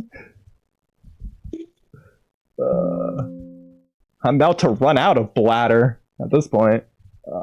Okay, and episode 1, and oh my god, get out of here, ad! I have to go! Ah! Oh my god, it's literally an unskippable 15-second ad. So bad. Okay, here we go. Amazon or story. Okay, I'm just gonna let it play. Okay, perfect. I got to pull it up right here. I mean, I know you already told me in the past with the Dygo stream that his story is quite a bit different. So I think that warrants this idea that we have. I have compared it to fan fictions. With that being said, without further ado, let's start this first episode. Kamui, are you ready to begin Naruto? I am, starting with the Land of Waves arc. All right. Welcome to the Rewriting Naruto series, a series of videos where I'll be rewriting the Naruto series in chronological order, changing, deleting... I hit to pause it immediately. I love his word order there.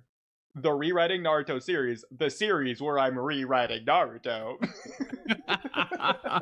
Hey, this is the guy who said, Obito didn't do all that just because of Rin. He did all that only because of Rin. Shout out Dygo. We love this one.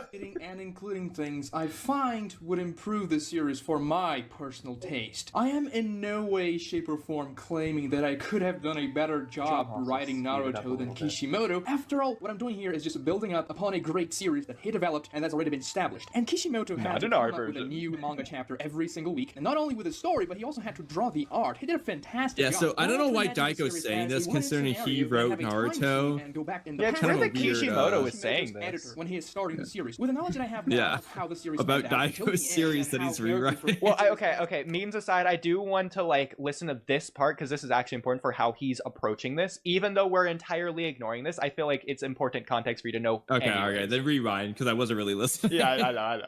Okay. Week, and not only with the story, but he also had to draw the art. He did a fantastic job. But I like to imagine this series as a what-if scenario when I have a time machine and go back in the past, and I'm chosen to be Kishimoto's editor when he is. So that's how he is approaching this. I think the format, at least, is important, even though we're blatantly ignoring it. Yeah, that's how I would basically. I would like to do this, especially for Boruto, but I would like to do this for Naruto too, on a smaller scale, probably, but basically from the editor perspective. You say probably as if Dygo doesn't have 50 hours worth of rewrite. Whatever. Starting the Bro, I have like 800 hours worth of videos I've started. You don't think I would do this? Okay. He also adds, as well as being an editor, he's going in with the knowledge he already has now, which is interesting. Yeah. Okay. And out until the end and how characters progress and all that. What would I change to make the series even better and to make things fit? Also, if there is a plot point, character, story beat, or arc that I don't mention here, assume it should remain the same as in the original. Before we begin, however, like the video and subscribe to make sure you don't miss the next videos in this series. It also makes me smile a lot, so we all win. Alright, let's go. Chapter 1 starts pretty much the same way it did in the original. Here we go. Alright. Starting Naruto for the first time. These are the opening moments. I'll also put it back to 1x speed. Is he gonna have to flash to white jutsu? Let's find out. I'm excited to see the beginning of Naruto. Or it looks like it's opening with ninja. Pretty much. Okay. Wow, that was 5 minutes. Oh my gosh. But I am back. The same. Hello. Okay. Well, whenever Kamui is ready. I took it as him funneling a specific amount or density of chakra into his arms to stop their motion. Perhaps don't more express from Sasuke. How good Lee is at Taijutsu. I don't think there's anything more to it. I think it's like what Sasuke did to stop B from cutting through the Executioner's blade. Except Lee is doing a similar thing to himself so he can counter the motion coming at him. Interesting. Kamui?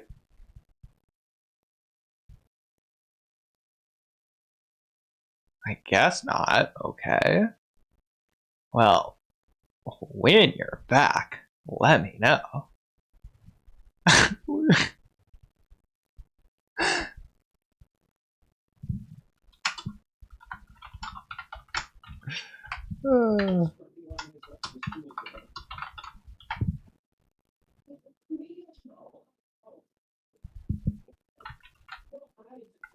Alright, well, getting the episode pulled up here. Going to it.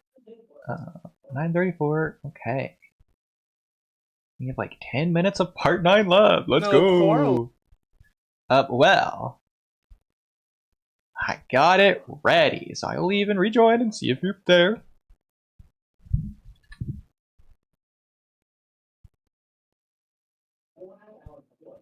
Can you hear me? Well, I should have said I can't hear you more than anything, but I'm gonna leave you from the stage, which is a weird way to say that, but join back the stage when you're here, which hopefully is now, to indicate that you are here. Okay, well, while we're waiting on Kamui, let's check the live stream chat. In an hour, Totally, you would do it in an hour. Yes, we will. And other comments include. Let me also turn my face cam on, because why not? Because now I'm sitting up high. Shout out Blue Star. I prefer Rock Lever scheme. Oh, absolutely. We're not. Direction for a while, aren't we?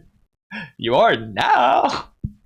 Looks like I get to watch the reaction later. Yes. Good night, Blue Star. Oh, right, because yeah, that would make sense. To wait for the Dygo rewrite is crazy. At this point, I'm not the problem anymore.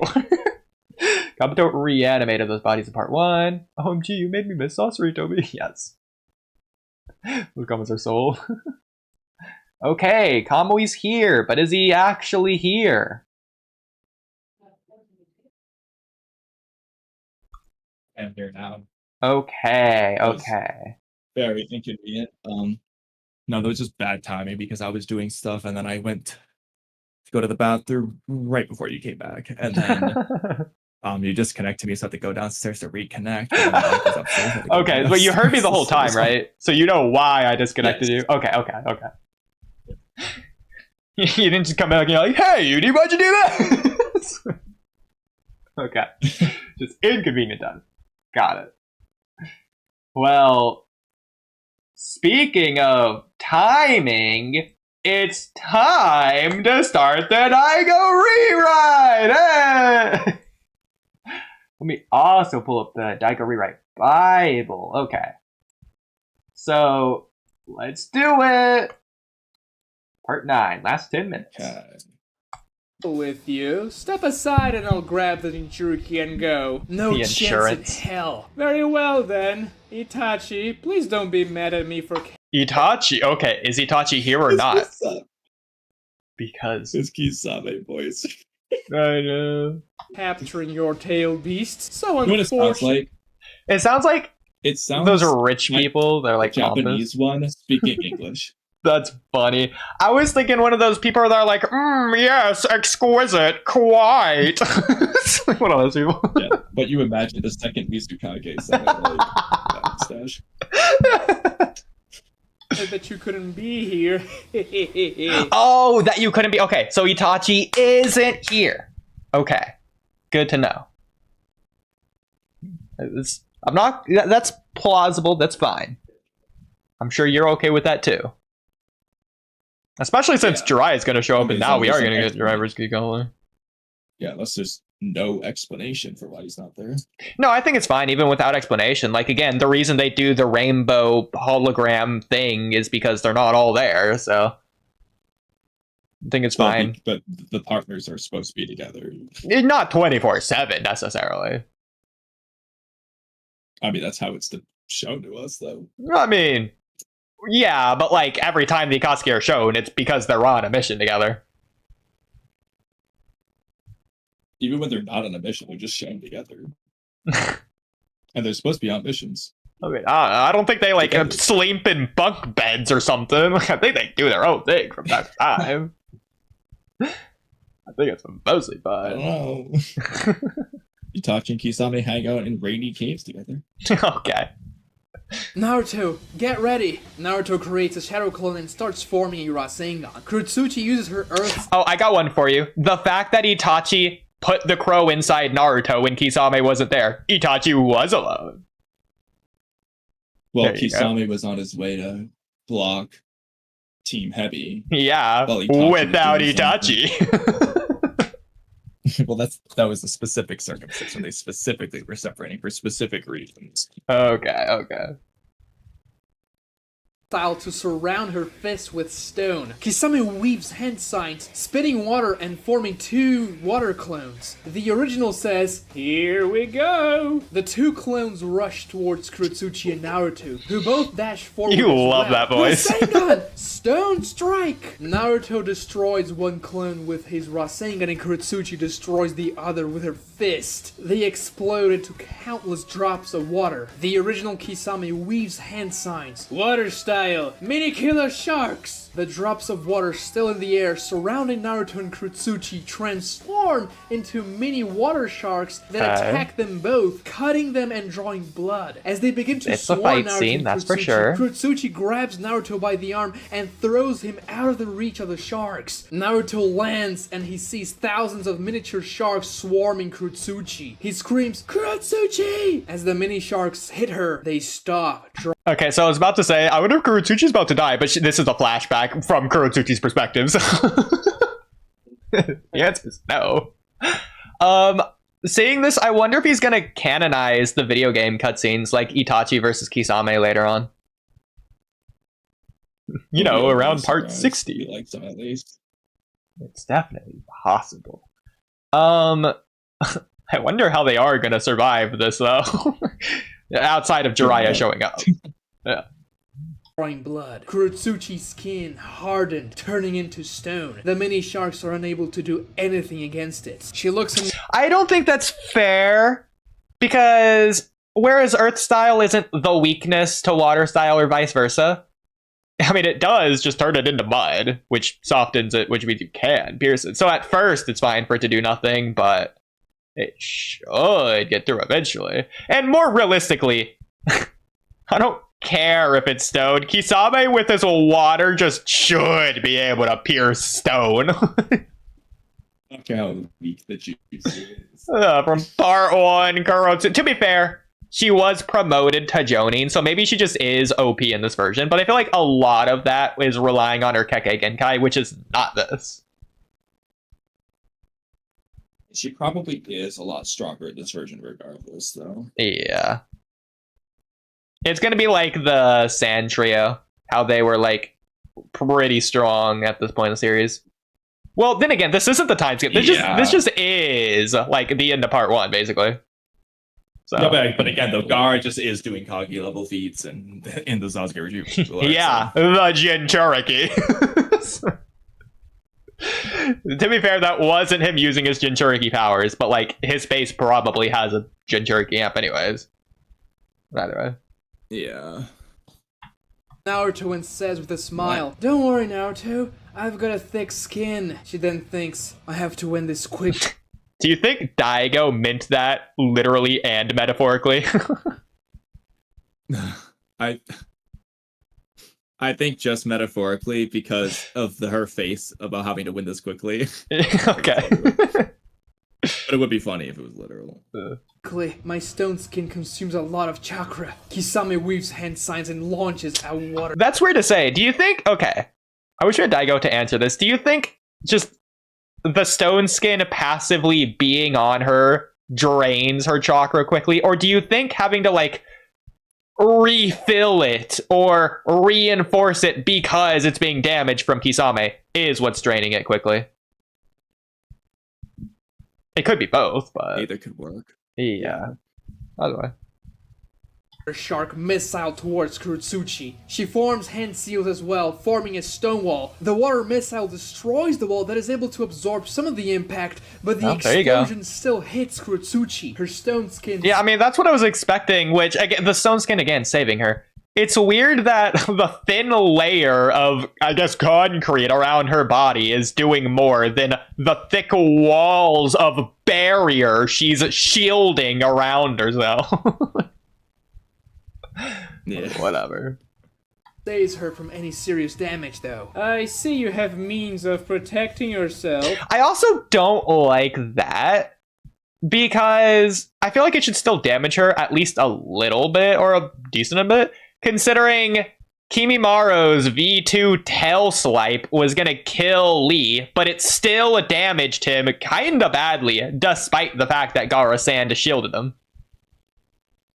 Yeah, I mean, part of the problem is that Daigo just made up a mini shark jutsu that we don't know how strong it is in the first place. So we don't know if this is like data as C1 or if this is like data as C2. Like, we don't have a comparison point. So like, Kisame could just be using like his literal weakest jutsu he can think of right now. Like, we don't know. Like, whereas it's possible. Because he could just be playing around. I'm sure he is. He's fighting freaking Kurotsuchi, but he does want to capture the Toby. But like, to what extent of not trying is he doing? Like, Yeah, but also this isn't like a made-up jutsu. This is like a existing jutsu, technically. Well, I'm sure he's basing it off of the 5 hungry sharks, but he made up mini killer shark. Well, I mean, we see the animation. Yeah, the jutsu I said, but that's not the jutsu he said. Okay. He made up a jutsu. I'm assuming it's like... We don't know how strong it is. We can assume it's gonna look identical pretty much, but we don't know how strong the mini killer sharks are. I guess. Oh, like, wait, what? Also, the snow skin. That's the name of this chapter. She really does have thick skin after all. Well, I have to take the Jinchuriki alive, but no one cares if you die. Kisame darts towards Kurotsuchi. Samehada enhanced, ready to swing. Kurotsuchi weaves hand signs as Kisame is about to reach her. She touches the ground, saying, Earth style, mobile core. The ground propels Kurotsuchi upwards. Well, let's remember... Oh, that's cool. Let's remember that Daigo has a video of, like, fixing hand signs in Naruto or whatever, so this is something that I would expect him to do, if anything. Yeah, exactly. It's just funny. He just really likes to emphasize the hand sign. But I mean, to be fair, visually you would just show it, but because he has to narrate it, he's just gonna say it. So yeah. This is cool that Kurotsuchi's launching herself up using the art style as opposed to the opponent. Do they ever do that in Naruto? I feel like they should at some point, right? When though? I don't know off the top of my head if it was ever done like that. It does it in Avatar: The Last Airbender, but I can't believe I can't think of a single instance this happened in Naruto. Does it not happen in Naruto? I feel like it would. Jutsu in general isn't used that much, you know. I mean, yeah, well, it doesn't have to be this exact jutsu, just a jutsu like it, at the very least. Well, then you have pain levitating. No, it has to be something. It has to be something below them, propelling them upwards like a catapult, like this. Blech. Okay, Kisame does do that with an ocean in the Kisame 30% clone versus guy fight. He just like again, he's not doing it for any reason. He just makes like a giant wave and just stands up tall with it, like. But he does do that technically. But I'm talking about more like a pillar to launch them forwards or upwards, rather than something like stand on to be higher. Yeah, I don't think anyone launches himself up with like an art-style pillar thing like that. Yeah. Like, it has to be something quick to where you can't stand on top of it because your feet are going to just by default launch off of it. Like, it's not they're jumping, it's that they're launching. The count would be like throw someone or when Guy jumps on his turtle in the No, because at that point I would just count Naruto jumping off his own clones in the filler. Okay, so yeah, what you want is the Earth style mobile core on yourself. Basically, yeah. Not enough. But it should. Directly above Kisame as he slashes. Again, that could be something Naruto did with the rewrite from we did earlier for like the Naruto Wind style clone. Like Naruto stands on the clone's shoulders, and the clone just like uses a kunai and cuts off its own feet. It's like Naruto launches in there like a rocket ship. It's stupid. Like, imagine that's what he does. Instead of the two clones throwing himself at pain, he uses that jutsu instead. Be cool. Destroying the column Kurotsuchi formed to jump upwards. She forms hand signs again, now midair. Oh, okay, this isn't the same thing, but technically I think the closest we would have to this is when he's using his planetary Rasengan against Mu. I think it's against Mu, and he misses the first time. No, he hits Mu. So it's against someone, maybe the third Raikage. Maybe it was Mu's like split or something. He misses the first time and he asks Gaara for sand. Gaara puts the sand and then Naruto jumps off it. So again, that's Naruto jumping off of it rather than Gaara propelling him with the sand. But that's like the closest that we have. I guess there's like Gaara and Lee floating in the air, like upwards to touch Kimimaru's bone spikes. Just floating, not propelling. Wait, who am I thinking of that Naruto does? Is it against Mu? Because he just hits him first and foremost, right? No idea. Okay. Anyways. Earth style, pelting darts! The debris of the stone column Kisame destroyed turns into projectiles that bolt towards Kisame in point-blank range. The Akatsuki member uses his Samehara very quickly to block them all, but Kurotsuchi lands with... That's funny he says uses his Samehara instead of uses Samehara. I also like how... It's his Samehara. It is, but... I also like how Dygo is... I mean, I expected this anyways, but like he's adding a ton of new, cool, just variant jutsus that aren't the most OP thing ever, but it just adds more jutsu to the verse that we see. It's like cool and creative. It's just like more expanding on the systems that are right there. Not at all. Exactly. Yeah.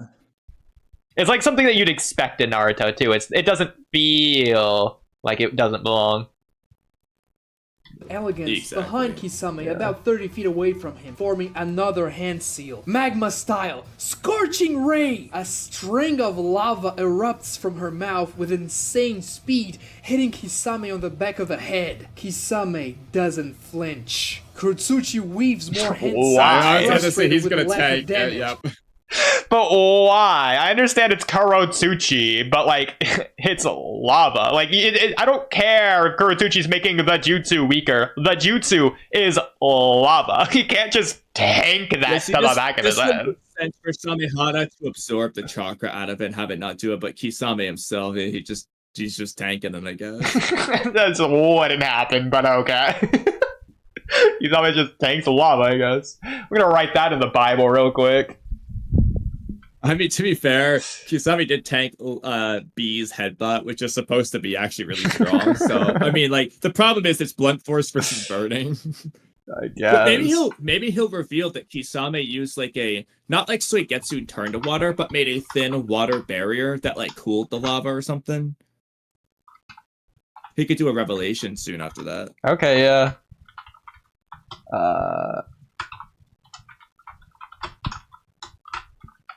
I mean, that would be pretty cool. Yeah. So, okay, really quick, that does open us up to another topic that I wrote down earlier today. So, again, this was in the dub, but just really quick. So, during the Rasengan training and the Search for Tsunade arc, this is right before, well, this is the night before they go to do the final fight there. So Naruto's like exhausted. He's passed out from exhaustion from his Rasengan training. And Tsunade notes that Naruto's hands are burned from concentrated chakra. So this opens up a whole slew of questions. Yeah, she says it's severely burned at that from concentrated chakra. So what are the implications of this? What is the temperature of concentrated chakra? Or what is the temperature of chakra in general? I mean, is Biju chakra hotter? Is nature energy cooler? Like, there's a lot of questions here. I was going to bring that up because it's never specifically specified if this is just Kurama's chakra or just concentrated powerful chakra. But like Urashiki's hand, his skin burns when he grabs Naruto's chakra that time. Yeah. And just bare hands it. It's possible that, like, I guess chakra in general kind of does that. The problem, though, is it's not like Yoroi's hands getting burned when he absorbs raw chakra, so... Yeah, I but feel like... maybe he is. He's wearing gloves. Can't see it. I feel like Urashiki's thing was more or less just a consequence of the seal. Like, it's almost like touching the Crimson Ray barrier seal. You just, like, burst into flames randomly. Like, I feel like that's more or less what was happening because of Minato's seal than touching the chakra itself, but I don't know.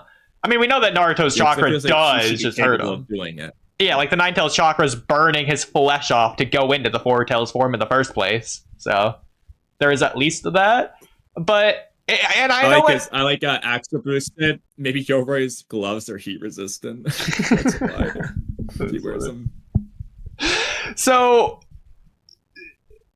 other people, because I'm glad that you're just on board, you're just acknowledging what I'm talking about immediately. Other people probably aren't. They're probably thinking I'm missing the forest through the trees or whatever. So just to address those people, Tsunade, when she's talking about Naruto's burn on his hand from the concentrated chakra, she's not implying it's from friction or road rash or anything like that, but that it's burned. So it isn't from the Rasengan itself hitting Naruto's hand. I'll check. I'll check the manga version, but when exactly does she mention it? Naruto's hand being in The proximity scene, of concentrate chakra. It's right after Jiraiya drinks the poison. Okay. Yes, like the night before they go to fight. Look for it. Okay. I guess I'll pull it up in the anime too, just to double confirm. But like, I wrote this down literally like 4 hours ago. We started stream like 2 hours ago. It's like I just to watch those, and I quoted it like as soon as I heard it. So I just got the quote directly right. Severely burned from concentrate chakra. It's Naruto's hands. So. Okay. Let me see. Okay, let me do face cam until we pull it up, just in case. Because, yeah, never know. Do you have any idea what episode this would be? Like 90 something? Start at 92, maybe?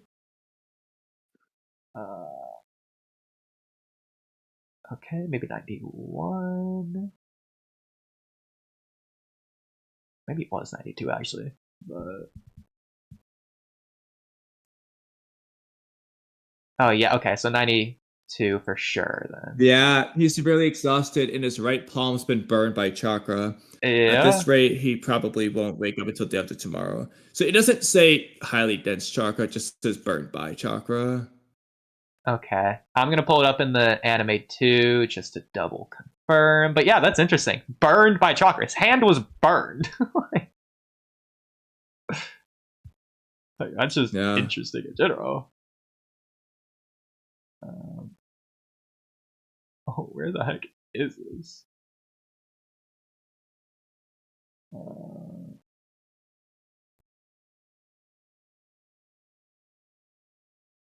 Because it's when Naruto's in bed. Okay, yeah, let's go. You're right around here. All right. He's quite exhausted and weakened. Turn the sound back on. We also do this. Okay. And his right hand is severely burned with chakra. Okay, so it does just say chakra in the Japanese as well. Going to the dub now. He's out of it. Wow, Tsunade's dub voice is so much deeper than the Japanese. I didn't realize. Right hand is severely burned from concentrated chakra. Oh, I know. I remember what she sounds like. He's collapsed from exhaustion. And his right hand is severely burned from concentrated chakra. So yeah, there you go. I guess Naruto does have the compressor Sengun. no. Yeah, no, just severely burned from concentrated chakra. Interesting. No, I'm pretty sure we talked about this before, but I'm scrolling through the chapters. It is interesting that right before Kabuto stops Tsunade from betraying Orochimaru, Kabuto thinks back to the scene when Orochimaru was like, Kabuto, if you want to stop me, your only chance is to kill Sasuke now. There's no way you can kill me. Even if you're strong, you're no stronger than Kakashi, so... And then Kabuto thinks about that, then he stops Tsunade. Okay, well, if you're just talking about that, I might as well. It's like you're trying to have me bring up another topic here, but I wrote this down too. So real quick. Yeah. I want to offer some potential things you could say with this. Uh-huh. The first, that isn't just Kishimoto randomly mentioning this for no reason. So there's three possibilities. One would be he's just unsure of what to do. This is him being tempted, like I could stop Orochimaru here, or I could save him, and he chooses to save him. That's one option. Option two is that option two is that they're putting this scene here to make you think Kabuto will betray Orochimaru when he does the kunai thing, and then Orochimaru says, what is the meaning of this? Coming here and betraying me, to make you think he's talking about Kabuto, but then it's revealed that Tsunade's a plot twist. Option three, it's actually not the first part that's important. It's the you're no stronger than Kakashi part, and then Kabuto wants to fight Tsunade, as he says he wants to fight Asani later on. That could be him wanting to be like, no, Orochimaru, I'm stronger than Kakashi. I can fight Asani. Those are the three possibilities. I think it's option 2 for sure. No, because again, I have this exact same topic. It's weird at this exact moment of the story that Kabuto's being sus. So I have a different exact moment, but so again, this is in episode 91 or 92, either at the end or beginning of 91 or 92, but so Kabuto says, and this is a flashback Tsunade thinking of, but Kabuto says, just remember, this jutsu, in reference to the Edo Tensei, this jutsu requires 2 human sacrifices, in reference to bringing back Don and Nawaki, obviously. He then says, it will be your job to get them. So Kabuto's saying this to Tsunade.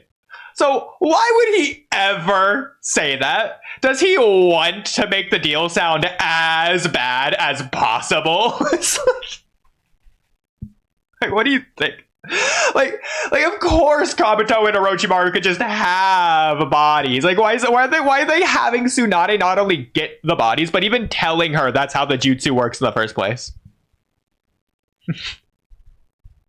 Like, it's just evil for no reason at all. Like, in fact, yeah, like, why would Kabuto give Tsunade a week to think about it? Classic scams are FOMO by putting a quick timer on it.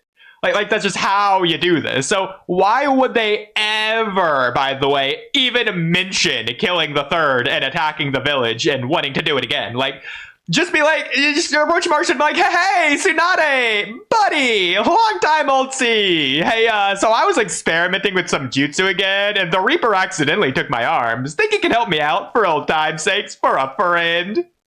Just a smile. Could have just done that.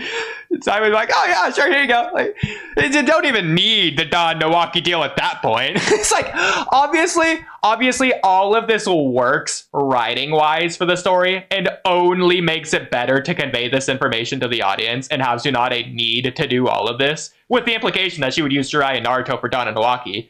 Especially, like, keep in mind, this is like right before, during, after she's drugging Jiraiya, so it's clearly that she's doing that, as well as getting Naruto from his exhausted state. But, like, especially when she expects Naruto to fail his bet of the Rasengan, which is the narrative point, since Naruto bet on it, which is a gambling term, which Kishimoto deserves his flowers for. I admit it, that's very good.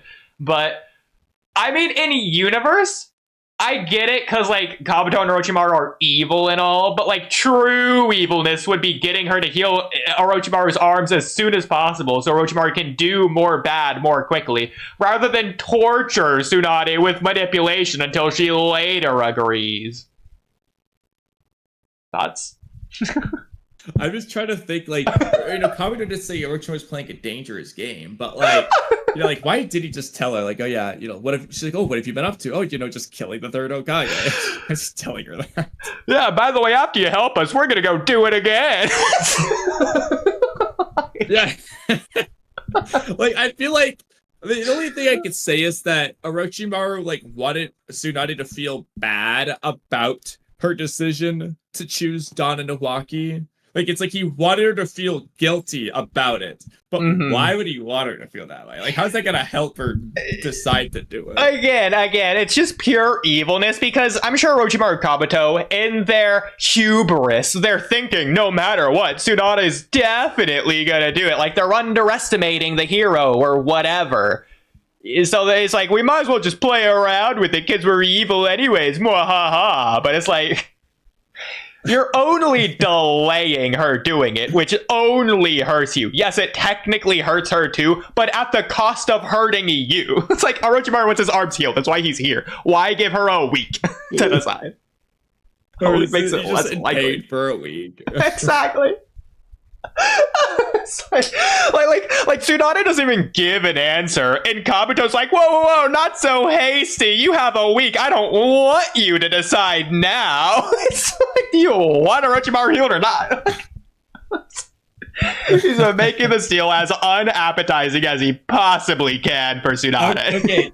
Okay, so in light of that Kabuto scene I pointed out, it would have been interesting if Kabuto was doing it to basically to subtly make Tsunade say no. Exactly, that's what it feels like. Yeah, in context. But like, then he stopped Tsunade from trying to kill Orochimaru, so like, what is he going for? He just made up his mind last minute. Yeah, he couldn't decide. I mean, it would have been interesting if they played with it more, like Kabuto constantly battling his two sides. But that's the last time. After that point, he's all like, "Oh, take my body," you know. I agree. Yeah, it could even go as far as maybe it's okay. I actually like this. He can make his decision because Naruto Rasengan's him. That could work, but I was gonna say you could just have him keep doing this up until Orochimaru's death. And when Orochimaru dies, is essentially when he doubles down on Orochimaru, essentially. Because he realizes what he lost. When he lost Orochimaru, he lost his identity, and that's like what cements it for him, or something like that. I like you that could as just well. have him constantly battling. Well, what we could do, Sai doesn't need to be the only double agent in the Tenchi Bridge. What if Sai isn't there to kill Sasuke? He's there to relay to Kabuto to kill Sasuke. And Kabuto's the one that tries. Yeah, if they come back to that whole, you know, if you want to stop me, your only choice is to kill Sasuke now thing. The problem is that Orochimaru and Sasuke can't know that Kabuto did that. It'd have to be a thing to where Kabuto pretends to be Sai or something. He has to do something. I mean, unless they're... I mean, if you were going to kill Sai, you could do a thing to where Sai gets his character arc, and then Kabuto kills him and uses the dead soul pretending to be Sai. So they just never know. Maybe it's a thing to where, just like Sasori was expecting Kabuto to just be like his mental slave, Danzo had some sort of Genjutsu via Sai to make Kabuto a mind-washed brain slave or something for a minute. That could explain the way around it, maybe. I don't know. But then it takes away from Kabuto's decision to do it. Plus, also just the elephant in the room, this just ruins the narrative point of this arc with Sai's decision of whether or not to kill Sasuke. Ignoring that. Yeah. Which is probably the most underrated. Here, but there's things you could do. Like, again, you don't have to have him kill Sasuke, but again, even Kabuto healing Sakura or something like can be just another one of those things, and he can do something else. I know Kabuto, something you do. You know, I mean, instead of Orochimaru stopping Sasuke, it could be Kabuto who does it. Something you could do. So, Sai should have just been strong anyways. He was presented as strong in the Tenchi Bridge arc anyways, regardless of the war arc when he's literally the weakest, but whatever. So, what if Sai just was Kabuto level, and Kabuto was told by Sai to go kill Sasuke, and they're like, wait until Sasuke goes to sleep or whatever. He does go to sleep. Kabuto goes to do it, and Sai stands in his way because he no longer thinks it's right because Naruto swayed him or whatever you want to do there. And then Sai and Kabuto's scuffle wakes up Sasuke, interrupting the fight where he does the explosion thing. Or even if you want Kabuto to be stronger, he could just like fight Sai, win, blitz past him, go to Sasuke's room, and that's when Sasuke wakes up. Either way, Sai tries. Or you just have a Sai versus Kabuto fight, like while Team 7's fighting Sasuke, I guess, instead. There's different things you can do there, but yeah. I mean, I was gonna say honestly though, you could just have Kabuto stop Sasuke. You want to imply Kabuto's still the second strongest anyway, stronger than Sasuke. He could just be the one to grab Sasuke's arm and be like, "Hey, they're gonna kill Akatsuki, blah blah blah." He saves them. So and Orochimaru could just approve because Kabuto said it. He could just not carry either way. Whereas it makes more sense for Sasuke to obey Orochimaru than Kabuto, especially in light of the end of part 1 when Sasuke glares at Kabuto. But I think you can just rewrite it to where Sasuke's aware that Kabuto's that guy too. He's supposed to be, you know, Kakashi level, who's actually that guy, you know, Akatsuki level. So, you know, you could just have him respect Kabuto up until that. And then you can even argue when Sasuke does that. When Kabuto does the whole which one is it, and Sasuke's kind of like smirking at Kabuto, that could be like the first time Kabuto feels scared of Sasuke ever, or something like that. You could do something like that. Yeah, I would also, I mean, just nitpicking what you said there. I don't think Sasuke's stopping himself from killing Team 7 because of the strength of the person that grabs his arm. I think it's just because Orochimaru / Kabuto do it. No, but what I'm saying is that, like, if Yamato's did that, Sasuke's not listening. Well, yeah, because, I mean, it would make sense of it. It's, again, it doesn't have to do with this. Yeah, I agree. It's not distraction. Okay, if Soigetsu did that, he's probably not going to listen. Yeah, because it's Kabuto / Orochimaru. Yeah, so, but I'm just saying, like, you can just make it, in canon the way it is, Sasuke might not be listening to Kabuto, but you could just rewrite it to where he would. Yeah. Something that'd be fun. Okay, you made me think of this. Going with the idea that randomly somehow, in this scuffle, the explosion, somehow, Suigetsu did make his jailbreak, and he is the one to stop Sasuke with his arm, ground his arm. Just randomly revealed in this scene. I know, just maybe it would work in retrospect, considering Sasuke and Suigetsu do have that history of that one jailbreak where Sasuke stopped him or whatever. It's like maybe Sasuke does view Team Taka as Team 7 already. Ignore the fact that he's actively trying to kill Team 7, but that's Shippuden Team 7. He's seeing Team Taka as Part 1 Team 7. Part 1 Team 7. There you go. It's possible.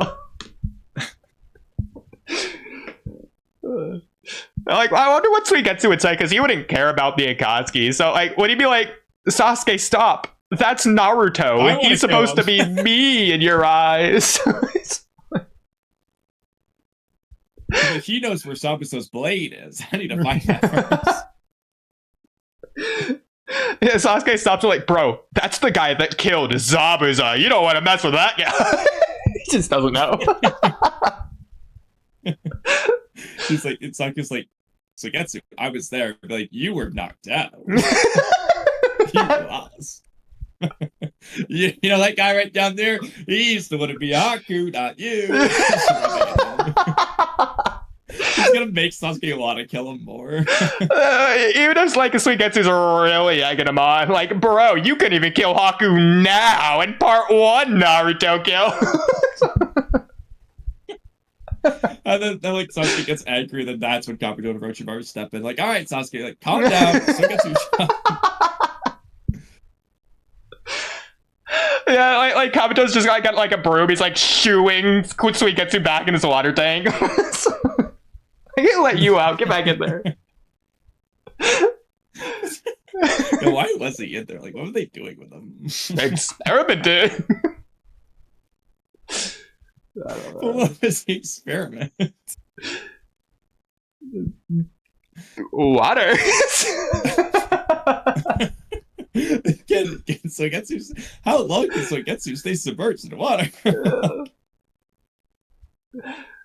don't know. Was he even getting like IVs for like food? Like, what was he eating? Was they just like putting burgers in water? Yeah, like dropping. It's just like putting fish food in the top of his tank, like he's a fish. It's like, I'll take what I can get. Oh no. Okay. With all the nonsense done, let's get back to the episode. Yeah, well, yeah, so this is where we have to get nonsensical. Okay. I gotta go. It's 10:15. I have to get her, so. Okay, how far into this episode did we get, out of curiosity? This episode is cursed. 3 All minutes. we got was like 2 jutsu. We got 3 minutes. Keep in mind, this was a fight to where 90% of us was just not pausing. In a 3.5 hour stream, we got 3 minutes. You started that early? Wow. I thought you were about to move on to another topic. I gotta go. Caught me off guard. That was good. It's like the straightforward way you said it too. Just not holding back on that one. Not pulling your punches. But okay. Not Ino in Sakura versus Ino. Well, guys, I guess we'll catch you next time for Rewriting Daigo's Rewrite, Part 9, Part 5. At this point, I wonder if any episode will be longer than this one. Well, I'm wondering, because at some point, I feel like we're going to have a curse episode like this again. I wonder if we're going to have an episode that we react to it in more parts then the episode is part. Does that make sense? like let's just say like episode 13. Like, we'll for example, have, let's just say this arc has 3 parts, or do you mean in terms of the overall episode number? So it's like 13, and then we take 14 episodes. Exactly. Yeah. So like part 13 of the rewrite, and we do 14 streams on it. I wonder if we're gonna do that. The part, I mean, that would have been easiest early on, but we didn't. So this is. I mean, we're kind of close. I mean, so we're definitely. What is this? Yeah, what is this? Part 9. Part 9. This is part 9. Yeah, this is the 5th time we're watching it. The 4th time on stream. Correct me if I'm wrong. Could be the 3rd and 4th. Yeah, we're counting that. Yeah. I mean, we could just go out of our way to make it 4 parts. And then like 23 out of 30 minutes. I feel like it's gonna be hard to do, especially if the last minute's probably just like and subscribe for a minute. That would be like us just retitle it after Dygo's rewrite and then don't talk about it intentionally. That's just cheating. Like we don't talk about Bruno. We don't talk about Dygo's rewrite. Like that. We'd start treating it like Fight Club. Like those titles where we used to be don't talk about Boruto, and this would be like we don't talk about Dygo's rewrite this one. I mean, my favorite part of all this is still, you see, my technique is not ninjutsu or genjutsu. You get it now? If you see Sasuke. I can't believe I wandered into that in the wild. It was just, I didn't come across me. I came across it randomly.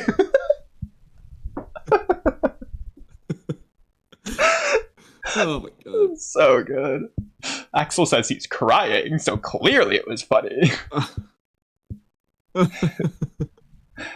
Okay. I also love all the Kimimaro rewrites that just find their way in every stream.